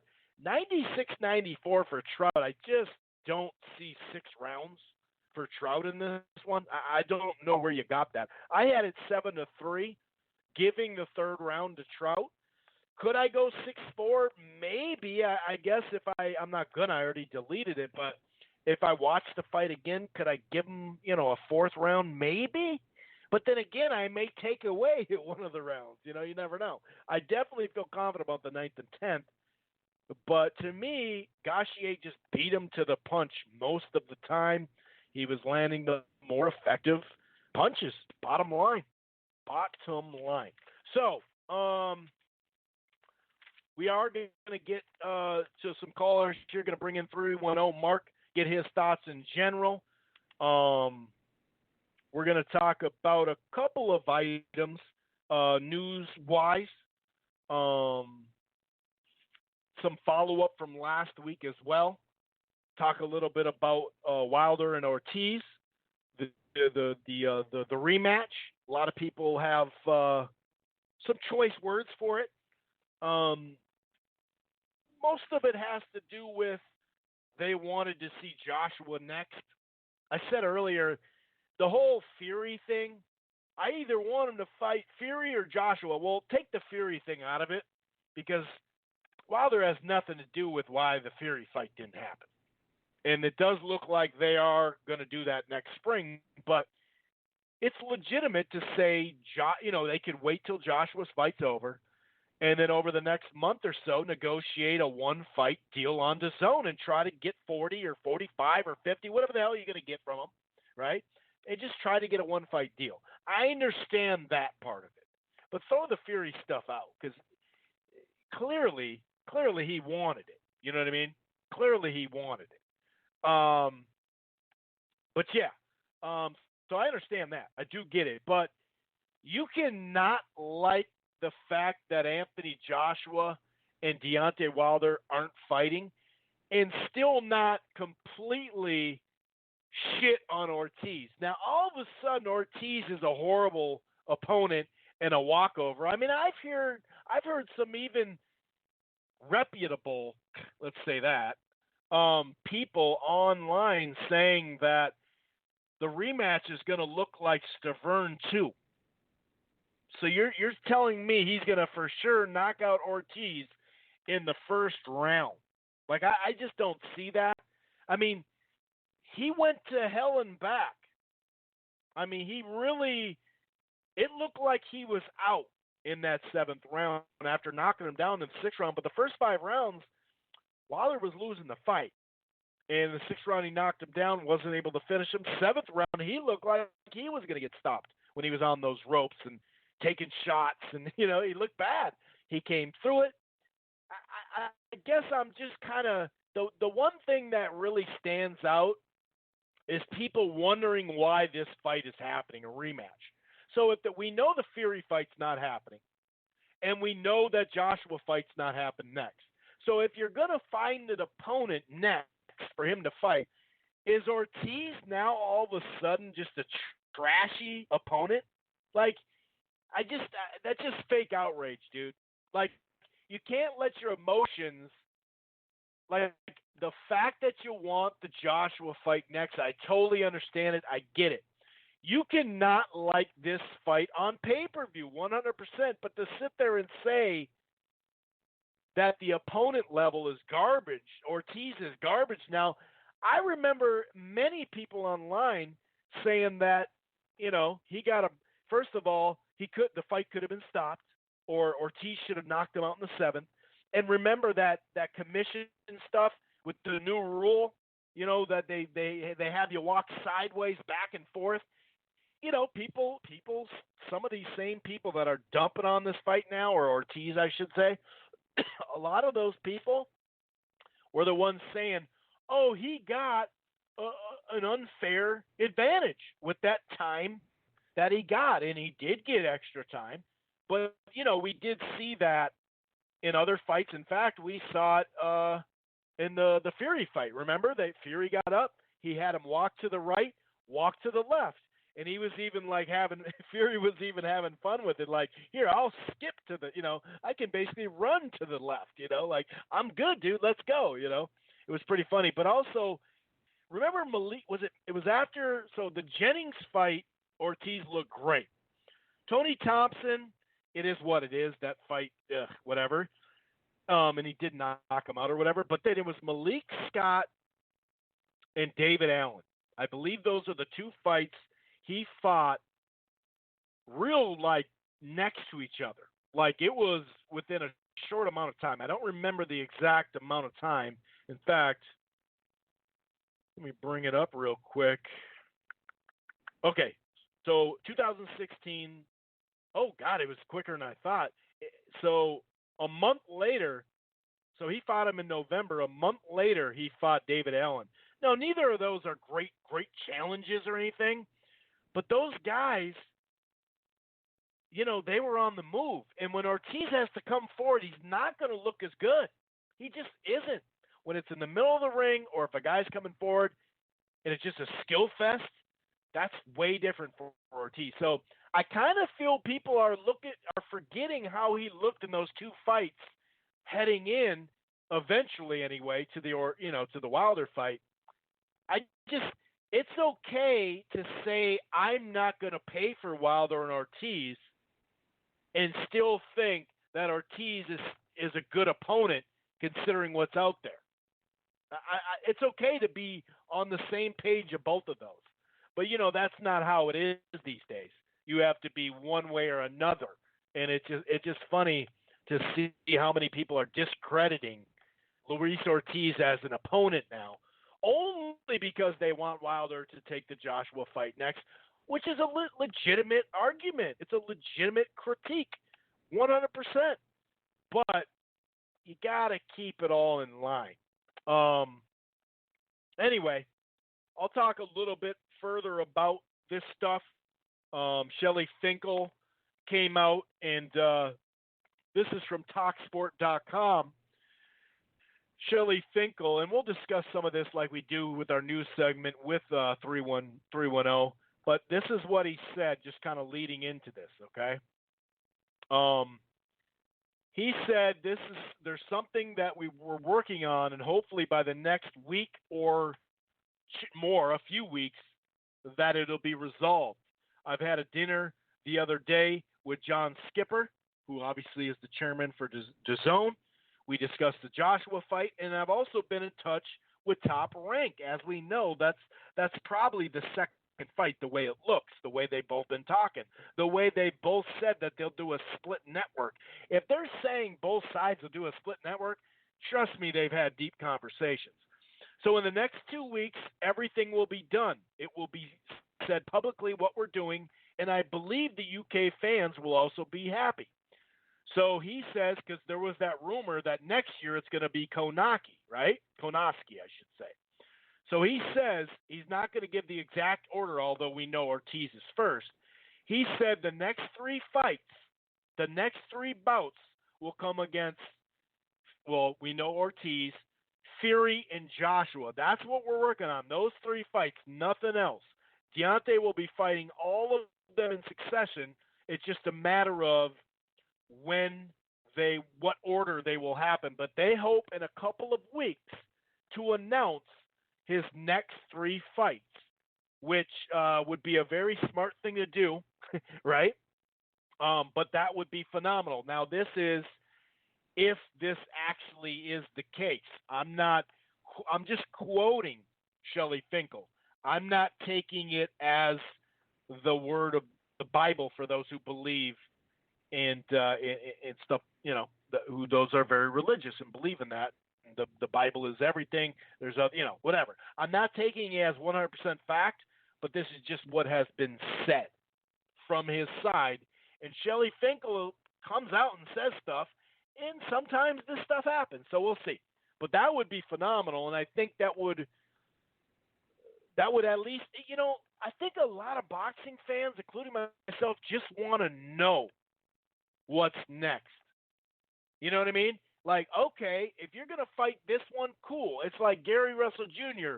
fighting Kiko Martinez. Well, if he's got a big fight next, I don't care. That's fine. Get a tune-up and get a big fight. But if we don't know, then it leads, the rest of us to just write the story for him. You know what I mean? And that is where the damage, the negativity, all the stuff comes out. Anyway, let's talk about some stuff here from last weekend to this weekend and so on and so forth with 310. What's going on, Mark? How the hell are you, buddy? Hey, what's up, Chris? What's going on? Doing all right. I'm doing all right. I had Jamel Herring on a little bit earlier. It was nice to talk. It was a nice little story, his backstory and pulling off the upset and whatnot. So that was pretty cool. Is there anything that? Oh, yeah, sure. yeah. Had a little interview with him. He's a good guy. He's a friend of the show. I'm not saying me and him are tight or nothing like that, but I had him years ago when it was more interview oriented, the format, and so I got a nice little connection with him. He's a really straight up dude, and he gave a little backstory about the stuff going on and behind closed doors and just talked about even the move to 135 to 130. Terrence Crawford in camp told him he should do it. He was like, dude, just imagine how big you'd be at 130, and when you see him in Burchelt in the ring, you're like, wow, dude, you are way bigger than that guy. But yeah, it was a good little interview, that's for sure. Anything that you'd like to talk about, whether it's Devin Haney, whether it's the ESPN card, anything at all before we get into Joshua Ruiz and some other news out there, man? Oh, wow. Devin Haney, dude. I remember you telling me back in the day, you said something. All right, maybe when I was like questioning who the prospect of the year was or whatever, I hadn't seen Devin Haney fight, right? I heard, from multiple places, that he looked like Floyd and whatnot, but I didn't know it was like that. I mean, the kid is fucking unbelievable. Maybe it's just because, I don't know, just because the fight was just this past weekend, but I haven't seen a performance like that in a long time. I mean, he looked like, how I talk about how Caleb Plant looks like Floyd? Caleb Plant is more like money Mayweather, whereas Devin Haney is fucking old school pretty boy Floyd with the legs, with the fucking, it was crazy impressive. I was not expecting that at all. I knew he was going to be good, but I didn't know it was like that. And it's like, I'm like questioning. I'm like, Dude, so, I mean, how come I didn't hear any of these so-called hardcore fans calling on the prospect of the year? I don't know. Maybe because I don't really pay attention to that many other podcasts, but you would just think that, more people would have given him props. I mean, does he always look like this? I mean, it looked pretty ridiculous. The legs. You know what's funny? I mean, he even said that he what? was watching some Pretty Boy Floyd back in the day, leading up to this fight too. That's funny that you said that, because I agree, man. He was so sharp, so under control. He had the distance. He was picking his shots, and then he got the highlight reel knockout too. Dude, yeah, crazy, great speed, crazy reflexes. I mean, literally just off that one performance, I mean, I don't give a shit. I mean, I think skill-wise, he's pound for pound number one. I'm not even bullshit. I'm not even exaggerating. I mean, just I think he would beat Lomachenko. I mean, just because of the way that he can move and the way that he can lead with that left hook. You don't see a lot of people leading with the left hook.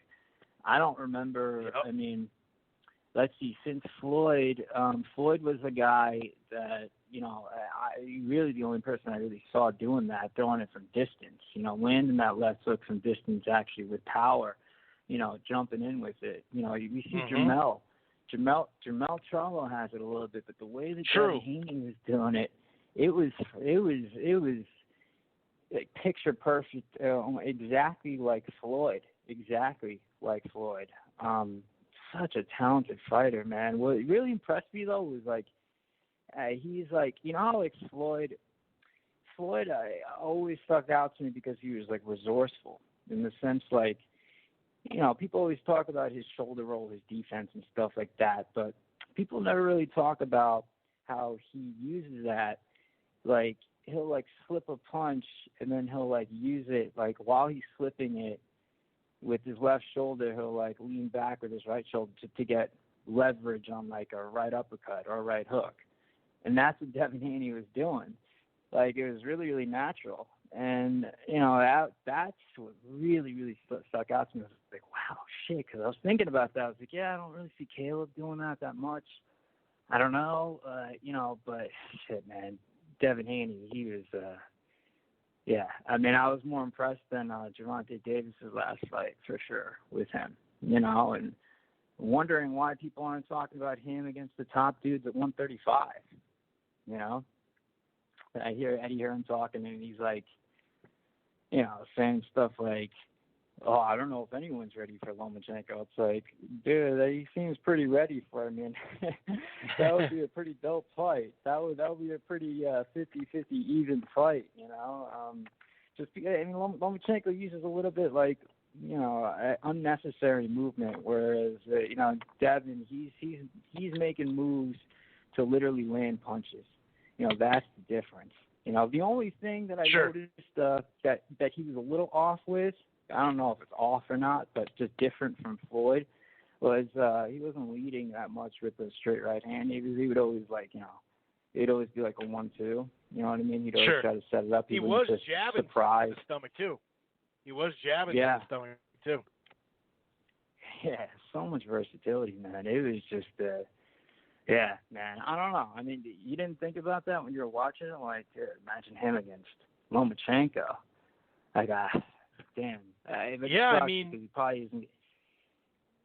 He's probably not going to be able to stay at the weight for that set long. up. That's the thing. It's basically set up for that because of the fact that Top Rank put the word in to the WBC to get that fight with Luke Campbell, because it was supposed to be Haney and Campbell, and they superseded him, let him get in there, and it just worked better for Loma's schedule basically to be able to fight him instead of waiting for Comey or something like that, who was injured. But basically, Haney has what I believe is like a vacant WBC belt that he'll fight for, which makes him the mandatory for the winner of, the fight that they're going to announce soon, Lomachenko and Campbell. So I have a feeling that it won't happen after that fight personally. But if he wanted it, he could get it 2 fights from now, a fight, and then you assume Campbell's going to lose to him, but that'd be pretty crazy. But he's got a lot of rounds under his belt. He's developed, he's gone the distance plenty of times. You could start to really see him turn on his skill. He's getting his man strength, and at worst he said, because he was at 140, and then when it was coming to title time, he dumped down a couple of pounds. So he said, I can only be down here for a couple more, several fights, then I'm going to go to 140. So if he wants it, he can get Loma by the end of the year potentially, which would be a hell of a fight, dude. And what a way to get your first title against Lomachenko. But we've seen him. Hey, if Linares can have that kind of success, then we know Haney can.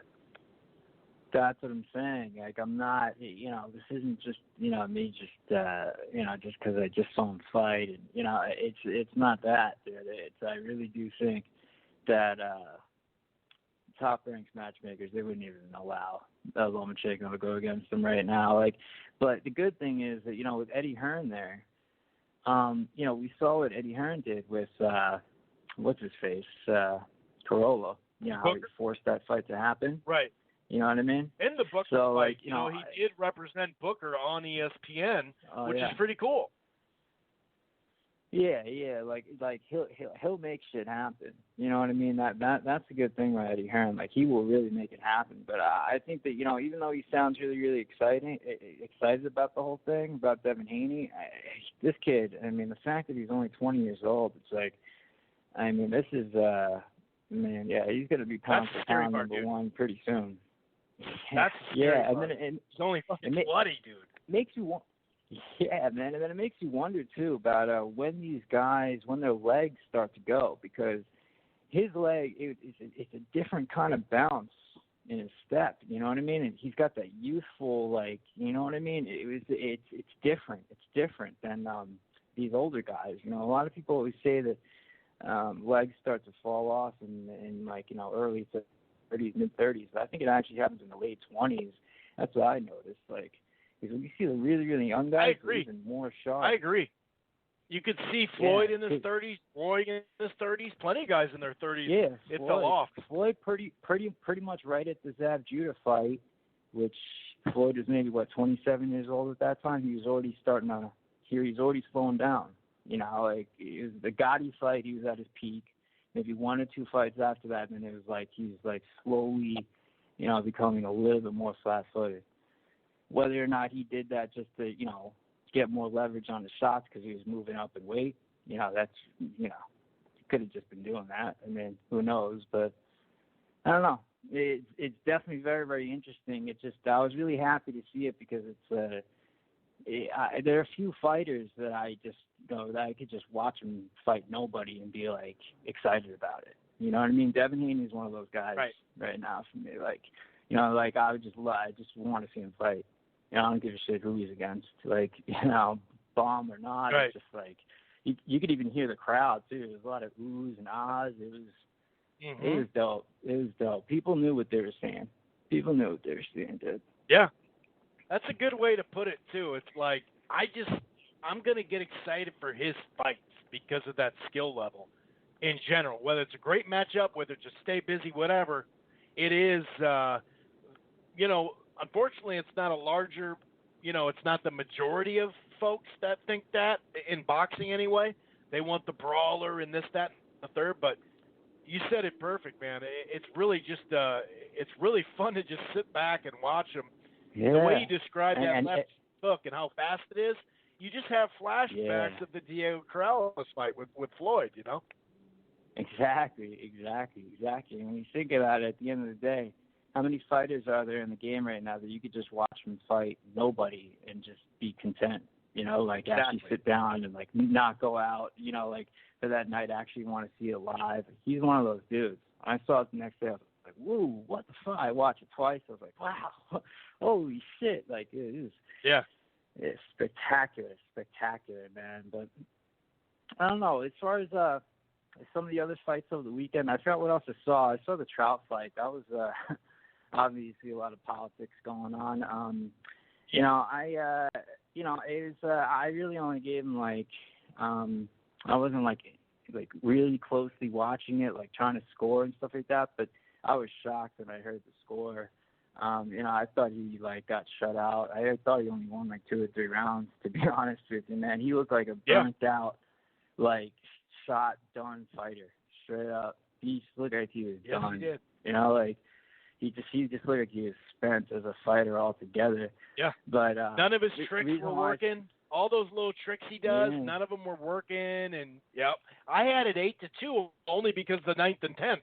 Otherwise, I had a shutout until the 9th and 10th. And you could see Gauthier was really like kind of sitting like not really worried about it. I was impressed by how he came forward in that fight. I thought it'd be a skill fest in the middle of the ring. And so I liked that he took the fight to the vet that he could clearly see was fading. You're right. He just looks spent physically, mentally, everything. He is 100% way past his prime. Yeah, but it proves that, you know, the fact that as soon as I heard draw, I was like, they need him as an opponent for probably J-Rock or probably, you know what I mean? They need him for something. That's maybe the reason Booker, why they did this. You know, maybe Booker on the undercard. I hope Gauthier and Booker fight, and Gauthier gets that fight, but that's a good call, dude. Yeah, they still got him out there because I suppose if you make these big fights, you got to have a comeback fight to get good, and that's Austin Trout. Yeah. He's still, you know, he's still that one dude, or like, you know, when you beat him, you're like, you know, top level. I feel like all these guys, when they beat him, it's like, you know, they always take the next step in their career. That's what I saw out of that. You know, it was definitely bullshit with the scores and whatnot. You know what I mean? I agree. That was a horrible decision. I saw what other. I don't even think that there were any other fights that I really like intently watched. Well, what were you when I just made it right before the buzzer? You were talking about this Wilder situation, and I noticed what you were talking about too. How everyone is fucking they're hating on this Luis Ortiz fight. I don't know why. I can only assume it's because they're just impatient. You know what I mean? They want these other fights now, but you said it the best, man. It's like, okay, so we know he's not going to fight Fury. We know he's not going to fight Joshua next. Who's better than Luis Ortiz? You know, like it's still a good fight. You know what I mean? The guy went life and death with him. He literally went life and, like, in the 7th round, he was damn near out on his feet. I mean, come on, like. I just don't. It's so passion, emotion. I get it, dude. Fuck, we do podcasts every week, dude. Of course we're fucking passionate. Of course we're emotional about this shit. You know, we just dumped on the people. The Trout got a gift draw. That's bullshit.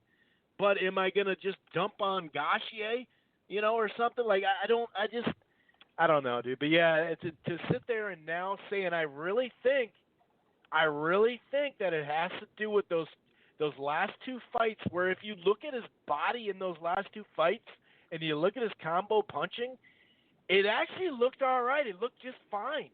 And he stayed busy. He's gotten rounds. But the opponents, one, weren't totally trying to win. They were trying to survive.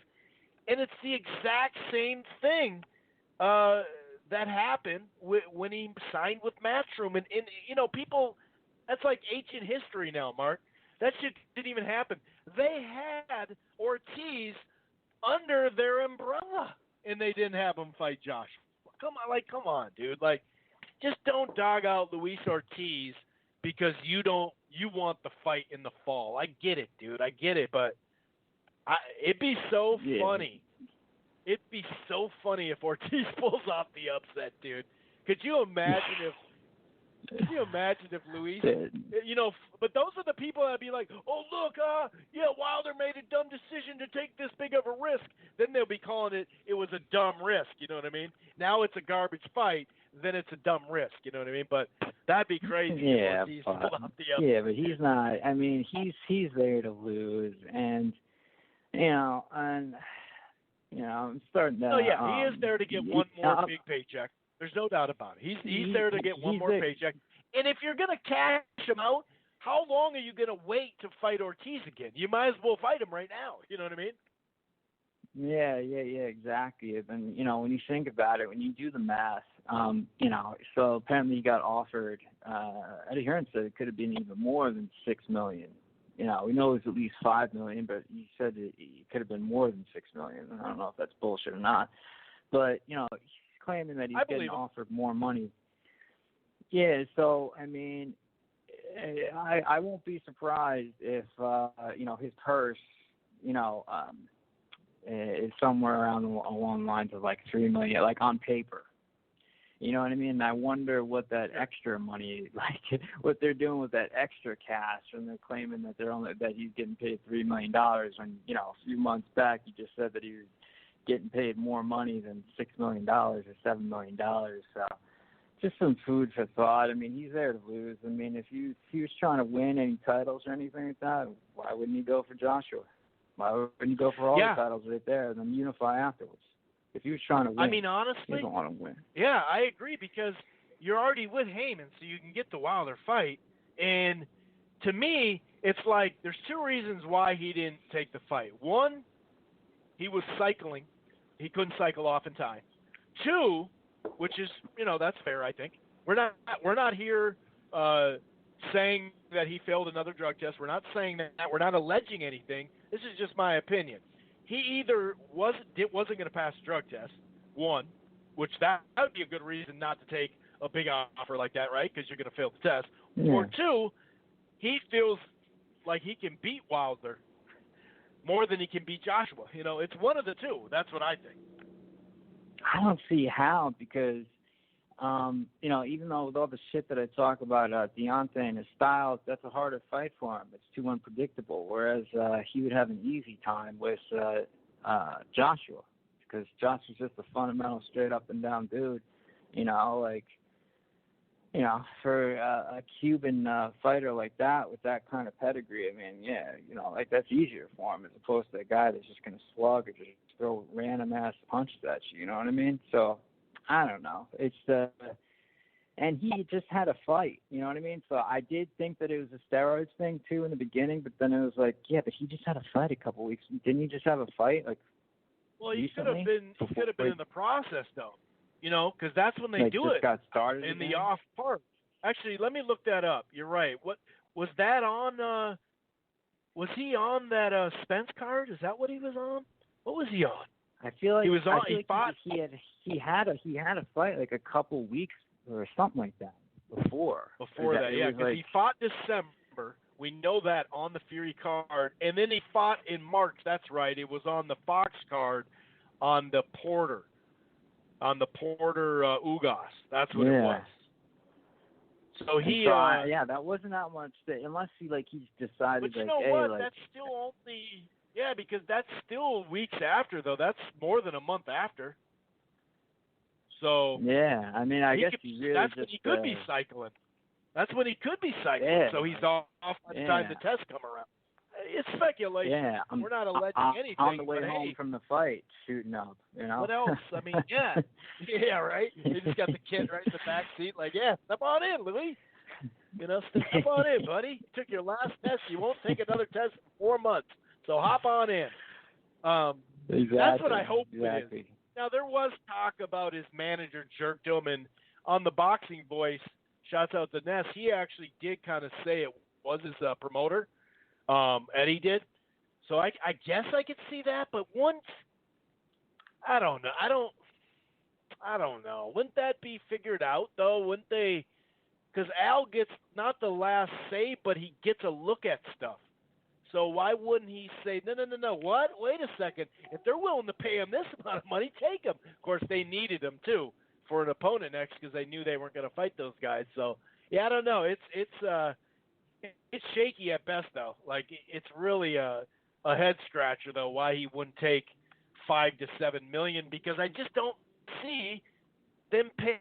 I mean, maybe they are. I don't know. That's crazy, though. He straight up said he's getting more money. I mean, getting some more money. And it clearly doesn't give a shit about trying to get 3 titles. He's just happy with just going for 1. Whatever, But I mean, it's kind of like whatever. It's kind of they're just playing bullshit, like I said last week. You know what I mean? They're just making some money and trying to stir up the fans and whatnot. And this is how you promote fights. Is what you do. It's fucking working. Yeah, that's for damn. It's been because that's all anybody wants to talk about. Yeah, I mean, it's Joshua Fight Week, dude. It's Joshua Fight Week, and right now, what's the main topic on a Wednesday? Yeah, but that's the reason why I try not to show interest in it, even though I am interested in it. But because what fans got to realize is the more interest you show in it, the more they're going to try, the more that they're going to be like, oh, shit, we can get even more money. Oh, we can get even more money. Oh, we can get even, you know what I mean? That's kick it on down the street. Whereas kick the can down the street. Exactly. Right when it gets up to the point where people are like, I don't even give a shit about it anymore. Once it gets up to that point, where like 80% of fans are saying that's when they do it. That's when they do it. Always. Because it's like, they're like, okay, now we have That's so true, too, dude. That is true. Yeah. That's hilarious, though. It's like, oh, you're sick of it? You don't want it? You don't even want to see it? Cool. It's going to be in May. Yeah. I mean, it's whatever though, man. It's it'll be whatever it's gonna be. This fight this weekend though, I mean, I don't know. Yeah, let's talk about that. Can Ruiz get on the inside? Can he get on the inside? Because if he can't, he's fucked. I took a look at the Parker fight and whatnot, and he did good, and he's got heart, and obviously he comes forward and stuff like that, but he's not as relentless as Eddie Hearn is claiming. He's not just that he's not that reckless, you know what I mean? He is a little controlled.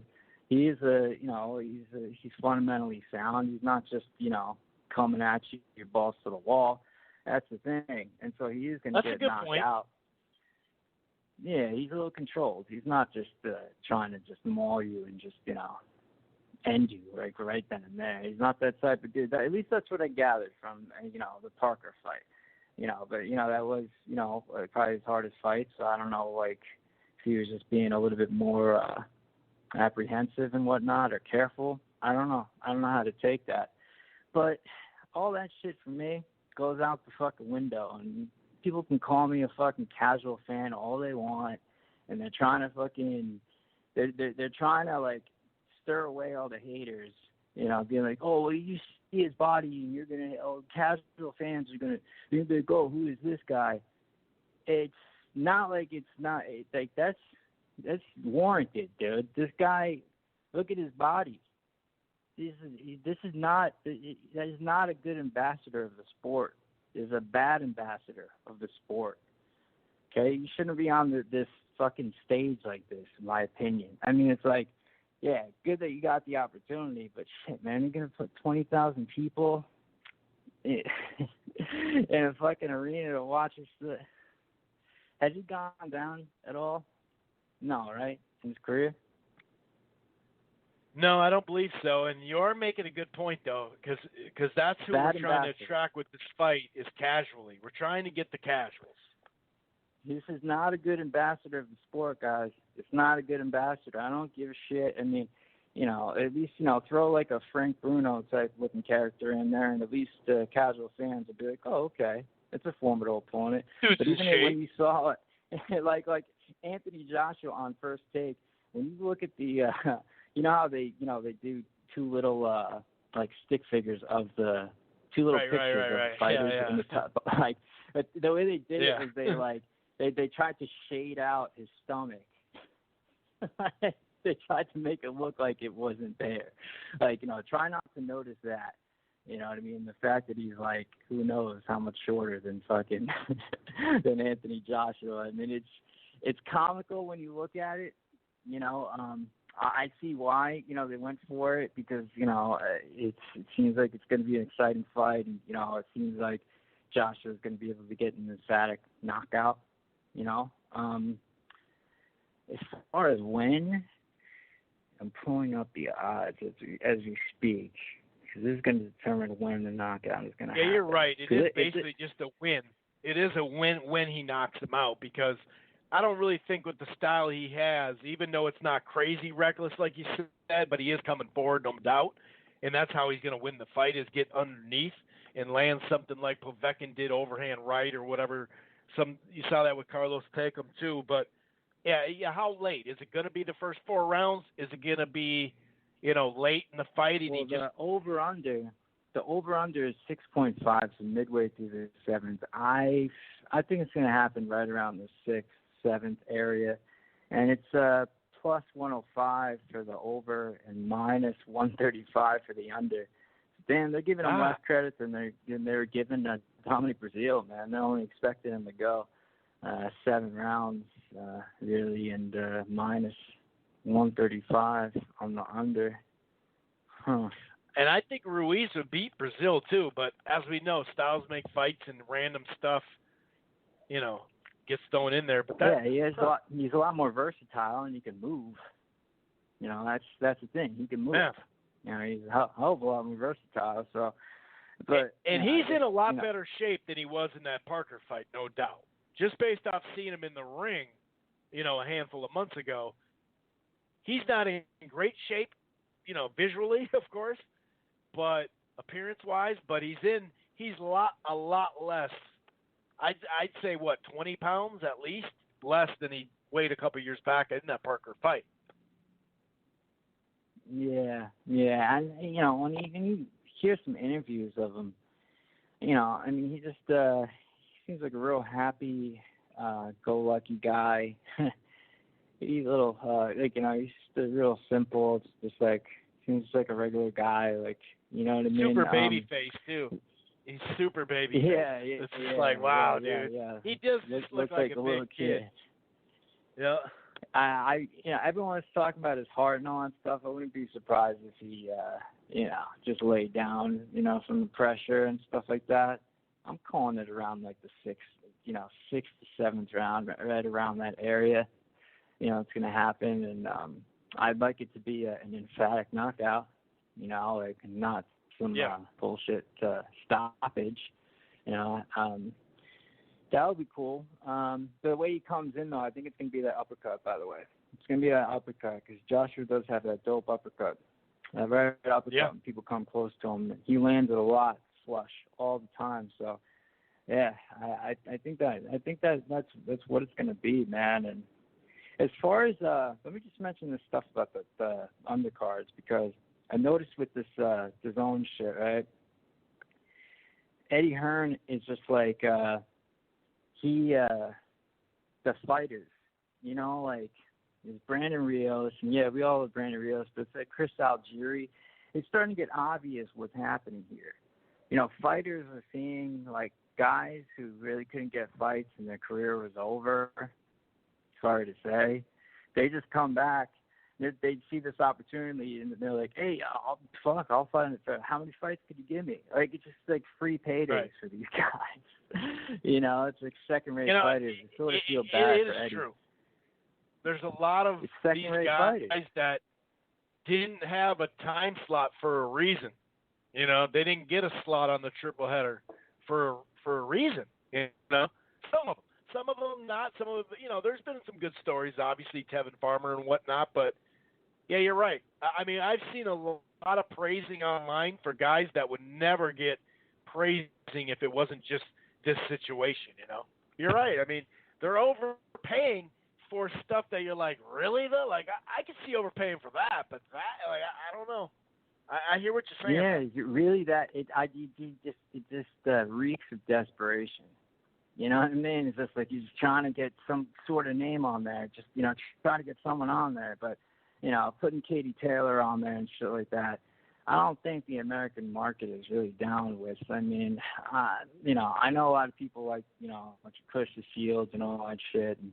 But, I don't know about hyping it to that extent. And I don't know, man. I just don't think it's going to ever really get to the level that Eddie thinks it's going to be. You know what I mean? Like, with the whole females on the cards and stuff. But, I mean, at least they're getting paydays.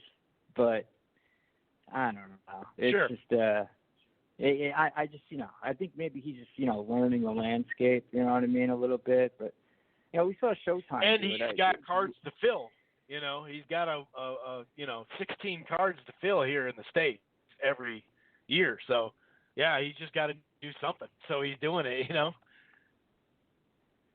Yeah. And then, yeah, I mean, it's something sort of to look forward to. But the weekend afterwards, I guess that's nothing too. That's Tyson Fury against whatever.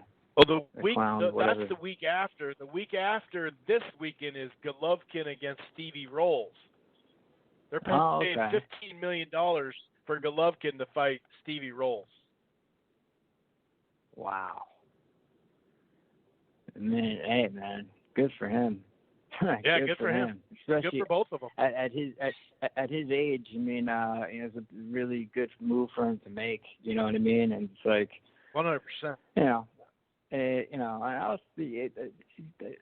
ESPN was trying to sign him, and he was kind of just going back and forth. And I think that's the whole reason why Teddy Atlas is claiming that he won the second fight, because he started claiming that right at the time ESPN was trying to sign him. So they were out of nowhere. Yeah, right. yeah. Well, it was real because that's why they had extra money. They had already earmarked it for Golovkin, so they had it and said, "Hey, can we put some of this to Fury?" So they were definitely trying to get him. Yeah. And it just with Eddie Hearn, by the way, like when he mentions the stuff about I noticed that in the interviews, he's like, "I don't know, we just stopped hearing from them. They just stopped answering us." It's like, yeah, because you got played. They just used you, and now he's making 10 times the amount of money he was making before off all this whole thing that he just started. They still bringing up like emails. It's like, dude, you're not at the meeting. Get over it. Like, it's no big deal. Yeah. But you notice how he said, well, there's really no pot without us, so you got to get Deontay figured out. Then you got to get us figured out. And that's the whole thing that I've been trying to say to people. When they talk about 2 fights for $40 million apiece, they don't even have the first one negotiated all the way. So you're telling me that because most people agree that if Wilder's going to beat Joshua, it's going to be by knockout. So you're telling me that they're going to, if Wilder sparks out Anthony Joshua, they're going to put him right in with the rematch? Like, you can't guarantee this money. This $40 million only if he rematches, Joshua. But wonder if Joshua doesn't want to do it. Well, we don't know if he wants to do it because we're not there. He's on a fight-by-fight. So they don't even he just said that in Ness's video. It was like he's admitting that they still got to get that side figured out and that they've been close, but they're not all the way there. And then the obvious thing is, of course, Wilder and Heyman and Shelley want to see what the whole event's going to produce, your budgets. Like, of course, because who's going to get the money if they both get, let's say Joshua gets $50 million and Wilder gets 40. Okay, so who gets the gate money? Who gets the Sky Sports pay-per-view money? Who gets all the money, from all over the world where you collect the licensing fee? These are things that still need to be figured out. So the fight's not done. It's not like, Wilder could have just signed that and they have the venue set and the date set. It's actually not like that at all. Plus, you know how big Wilder would be after that first fight if they fought on the zone, which that would bring more people in, obviously for a pay-per-view because it'd be a cheaper price. I do believe that, as long as they market it correctly so people knew about it, of course, which I think they'd have to, investing that kind of money in it. But imagine how big Wilder's profile would be if he sparked out Anthony Joshua in that fight. Then he can make an argument saying, you know what, I don't want the same fucking money, and 2, I want to do the rematch on pay-per-view because that's where I'm going to make the big money. So this whole 2-3 fight deal is a bunch of shit. Oh, okay. So it wasn't ever. So they weren't ever. I mean, because I thought he straight up said, like, yeah, we're going to do 2 fights. He said that a bunch of times. So that wasn't really what was going on. Well, the whole time it had been talked about as 2 fights from the original negotiations. So that's still there. But I'm saying when people say it's a guaranteed $40 million to fight the rematch, when, though, is that guaranteed? When I fight him.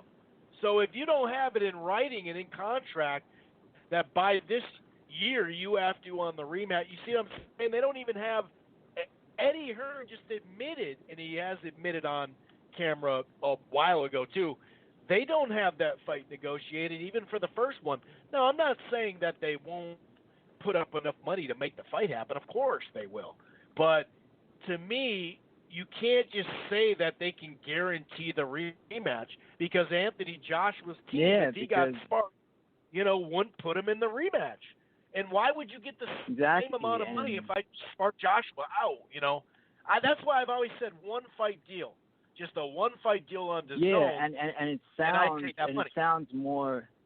sounds less shady because when you have skeptics out there, because there are a lot of people like me out there that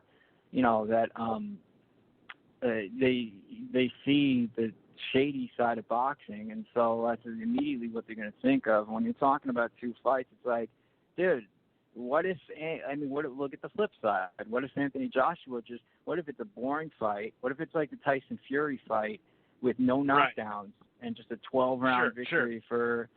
So I mean, that would be like Spence and Mikey Garcia planning two fights beforehand, and then the first fight turned out to be what it was. Dude, in LA, it's different. It's like, no, it's not, dude. I mean, so you're basically telling me that you're going to guarantee that the first fight is – how are you going to guarantee the first fight's going to be that exciting, man? Come on. You know what I mean? Just at least lead me on a little bit. Like, you know what I mean? Make me not fucking get so skeptical about this shit. You know what I mean? They were trying to flash money at him, and he didn't bite. They were just like, hey, I'll check. Let me check. Let me check just in case he'll take this. I understand why you'd rather get him out on a flat fee and not have to worry about him and then do the Joshua thing. But anything else, sir? We got 9 minutes left. We got to go to Portland, too. I just realized it. Oh, shit. Yeah. No, man. That's it. I'll call in next week. Appreciate it, man. Talk soon. All right, buddy. Thanks a lot for calling in, man. All right. Hey. Later. Just to piggyback, Portland, I'll let you get in place so you can talk. Text me if you can't talk tonight. Maybe I'll check my texts. I haven't checked them in a while. Okay. And just to follow up on some of the stuff as far as the ticket sales, knowing that Anthony Joshua is the bigger, gate guy, but Eddie's really slick with it because a long time ago, not a long time ago because the fight hadn't been announced that long ago, but a while ago he was saying, 10 and 11 and 12,000 Brits are coming over here. And I do think some of the first cancellation, probably some people dropped out, which you can't really blame. But then most recently it was 10,000, right? And he settled in on 10,000 because he had 13,000 sold, he said. 13 or 14, and 10,000 of them were Brits heading over. Then he said now there's 7,000, and Ness even said, then you said now that you're saying there's 8,000. So which one is it? And he even admitted that some people did drop because of the first cancellation. Like I said, I can understand that. But, for him to try to rip the rating, the Showtime rating again over and over, it kind of is like, dude, don't get mad because you're not in the conversation right now. Just calm down. You're going to find out they got to go to you last in this fight anyway. So when they got Wilder figured out, they'll get your side figured out. But he destroyed the ratings as well, and I understand him doing that. But remember, I think I spoke about this a little bit last week, and a lot of people thought, it should be bigger ratings. And I understand, because that's a lot of money to put up. But no matter if it was Showtime / CBS / the investor money with Al Heyman, whoever, it was probably a combination of all that. Or if it would have been DAZN, right? Let's say he did go on DAZN and fight. Nobody was going to get enough signups to equate for 10 or 15 or 20, whatever that 10 million and plus, you were really never going to get bang for your buck, to be honest with you. But as far as the numbers go, Canelo fought twice on Showtime and did $1 million for the Jose Cito Lopez fight and did 1.1. It peaked at for the Trout fight. Broner and Malignaggi, when Malignaggi was still a name and Broner was really coming up and undefeated, I think that peaked at like 1.3. Bernard Hopkins in a couple of those fights when he was, going for the record oldest champ and all that peaked over $1 million, 1.2 or 3. The biggest one they have though is Cotto against Trout. That peaked at 1.4, and that's when a couple years before that, of course, Cotto had fought in Pacquiao, and then he had somewhat recently fought Mayweather. So he may not have been in his prime against Trout in that fight, but as far as popularity prime, he fought Mayweather and Pacquiao and fought on Showtime, and the biggest rating was 1.4. So, and remember, that was a 12-round fight. This was a 1-round fight. So to me, he's saying all these numbers. I always say with ticket numbers anyway, that you can hear the attendance, that's nice, but until you get the official athletic commission from the state commission, the numbers, and you can, the comps, this is what happens. Let's say there's 10,000 attendance, right? And they sold 6,500, and then there was 1,500 comps. And then there's this lingering amount where you go, well, what happened? Where's the other to make that attendance? And a lot of times it's either they pay the tax on the ticket so it goes down, and sometimes they do this discounting wise, and you can't even look at the number of tickets sold. Sometimes the last 1,000 or whatever will be, they'll pay the tax on the ticket, and it'll be kind of a gimme as well. And sometimes, the comps, they can be not just for the family, the celebrity, the sport, the broadcast people that come out, not just in general, but you can pitch it, to radio stations. You can, at the end of the week when you had a sales contest at a big corporation, they give out prizes. You could put them on that. There's a lot of ways you can use comps, but I won't comment on Wilder against Herring. I won't comment on the Brazil fight because I don't comment on any of those fights until I actually see some of the numbers. And sometimes even like I said, the ticket sales can be like the number can be a little off because of that tax trick. Just pay the tax, it goes down as a sold ticket. But that you can tell by the overall gate, the gate money, the revenue. So if you see a lot of tickets sold but not a high revenue, obviously they gave away some tickets. So to me, it's like I wouldn't doubt if they had 4,000 comps to get to 13,000 in that fight. I don't know. I got to see the numbers first.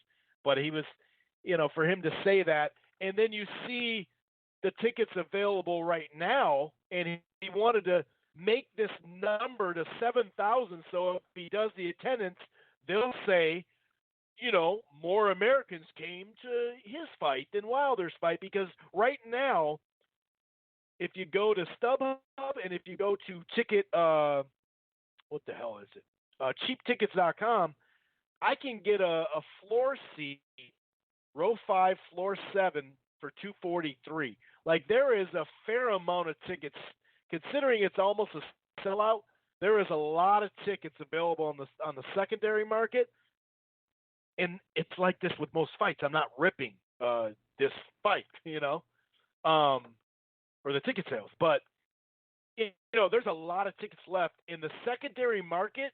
If a ticket, usually the tickets marked a little higher, but in this case, some of them at some websites aren't. They're below what you get when you look in the Ticketmaster. So it is what it is. But I know a lot of people have been talking about that, and it is what it is. Anthony Joshua sells more at the gate than Wilder. That's well established. We're going to go to Portland. I got a text back from him. Portland, what's going on, man? We got 2 minutes, 3 minutes for you. What's up, buddy? Is Andy Ruiz going to come through? I wonder if he can. I tried to see.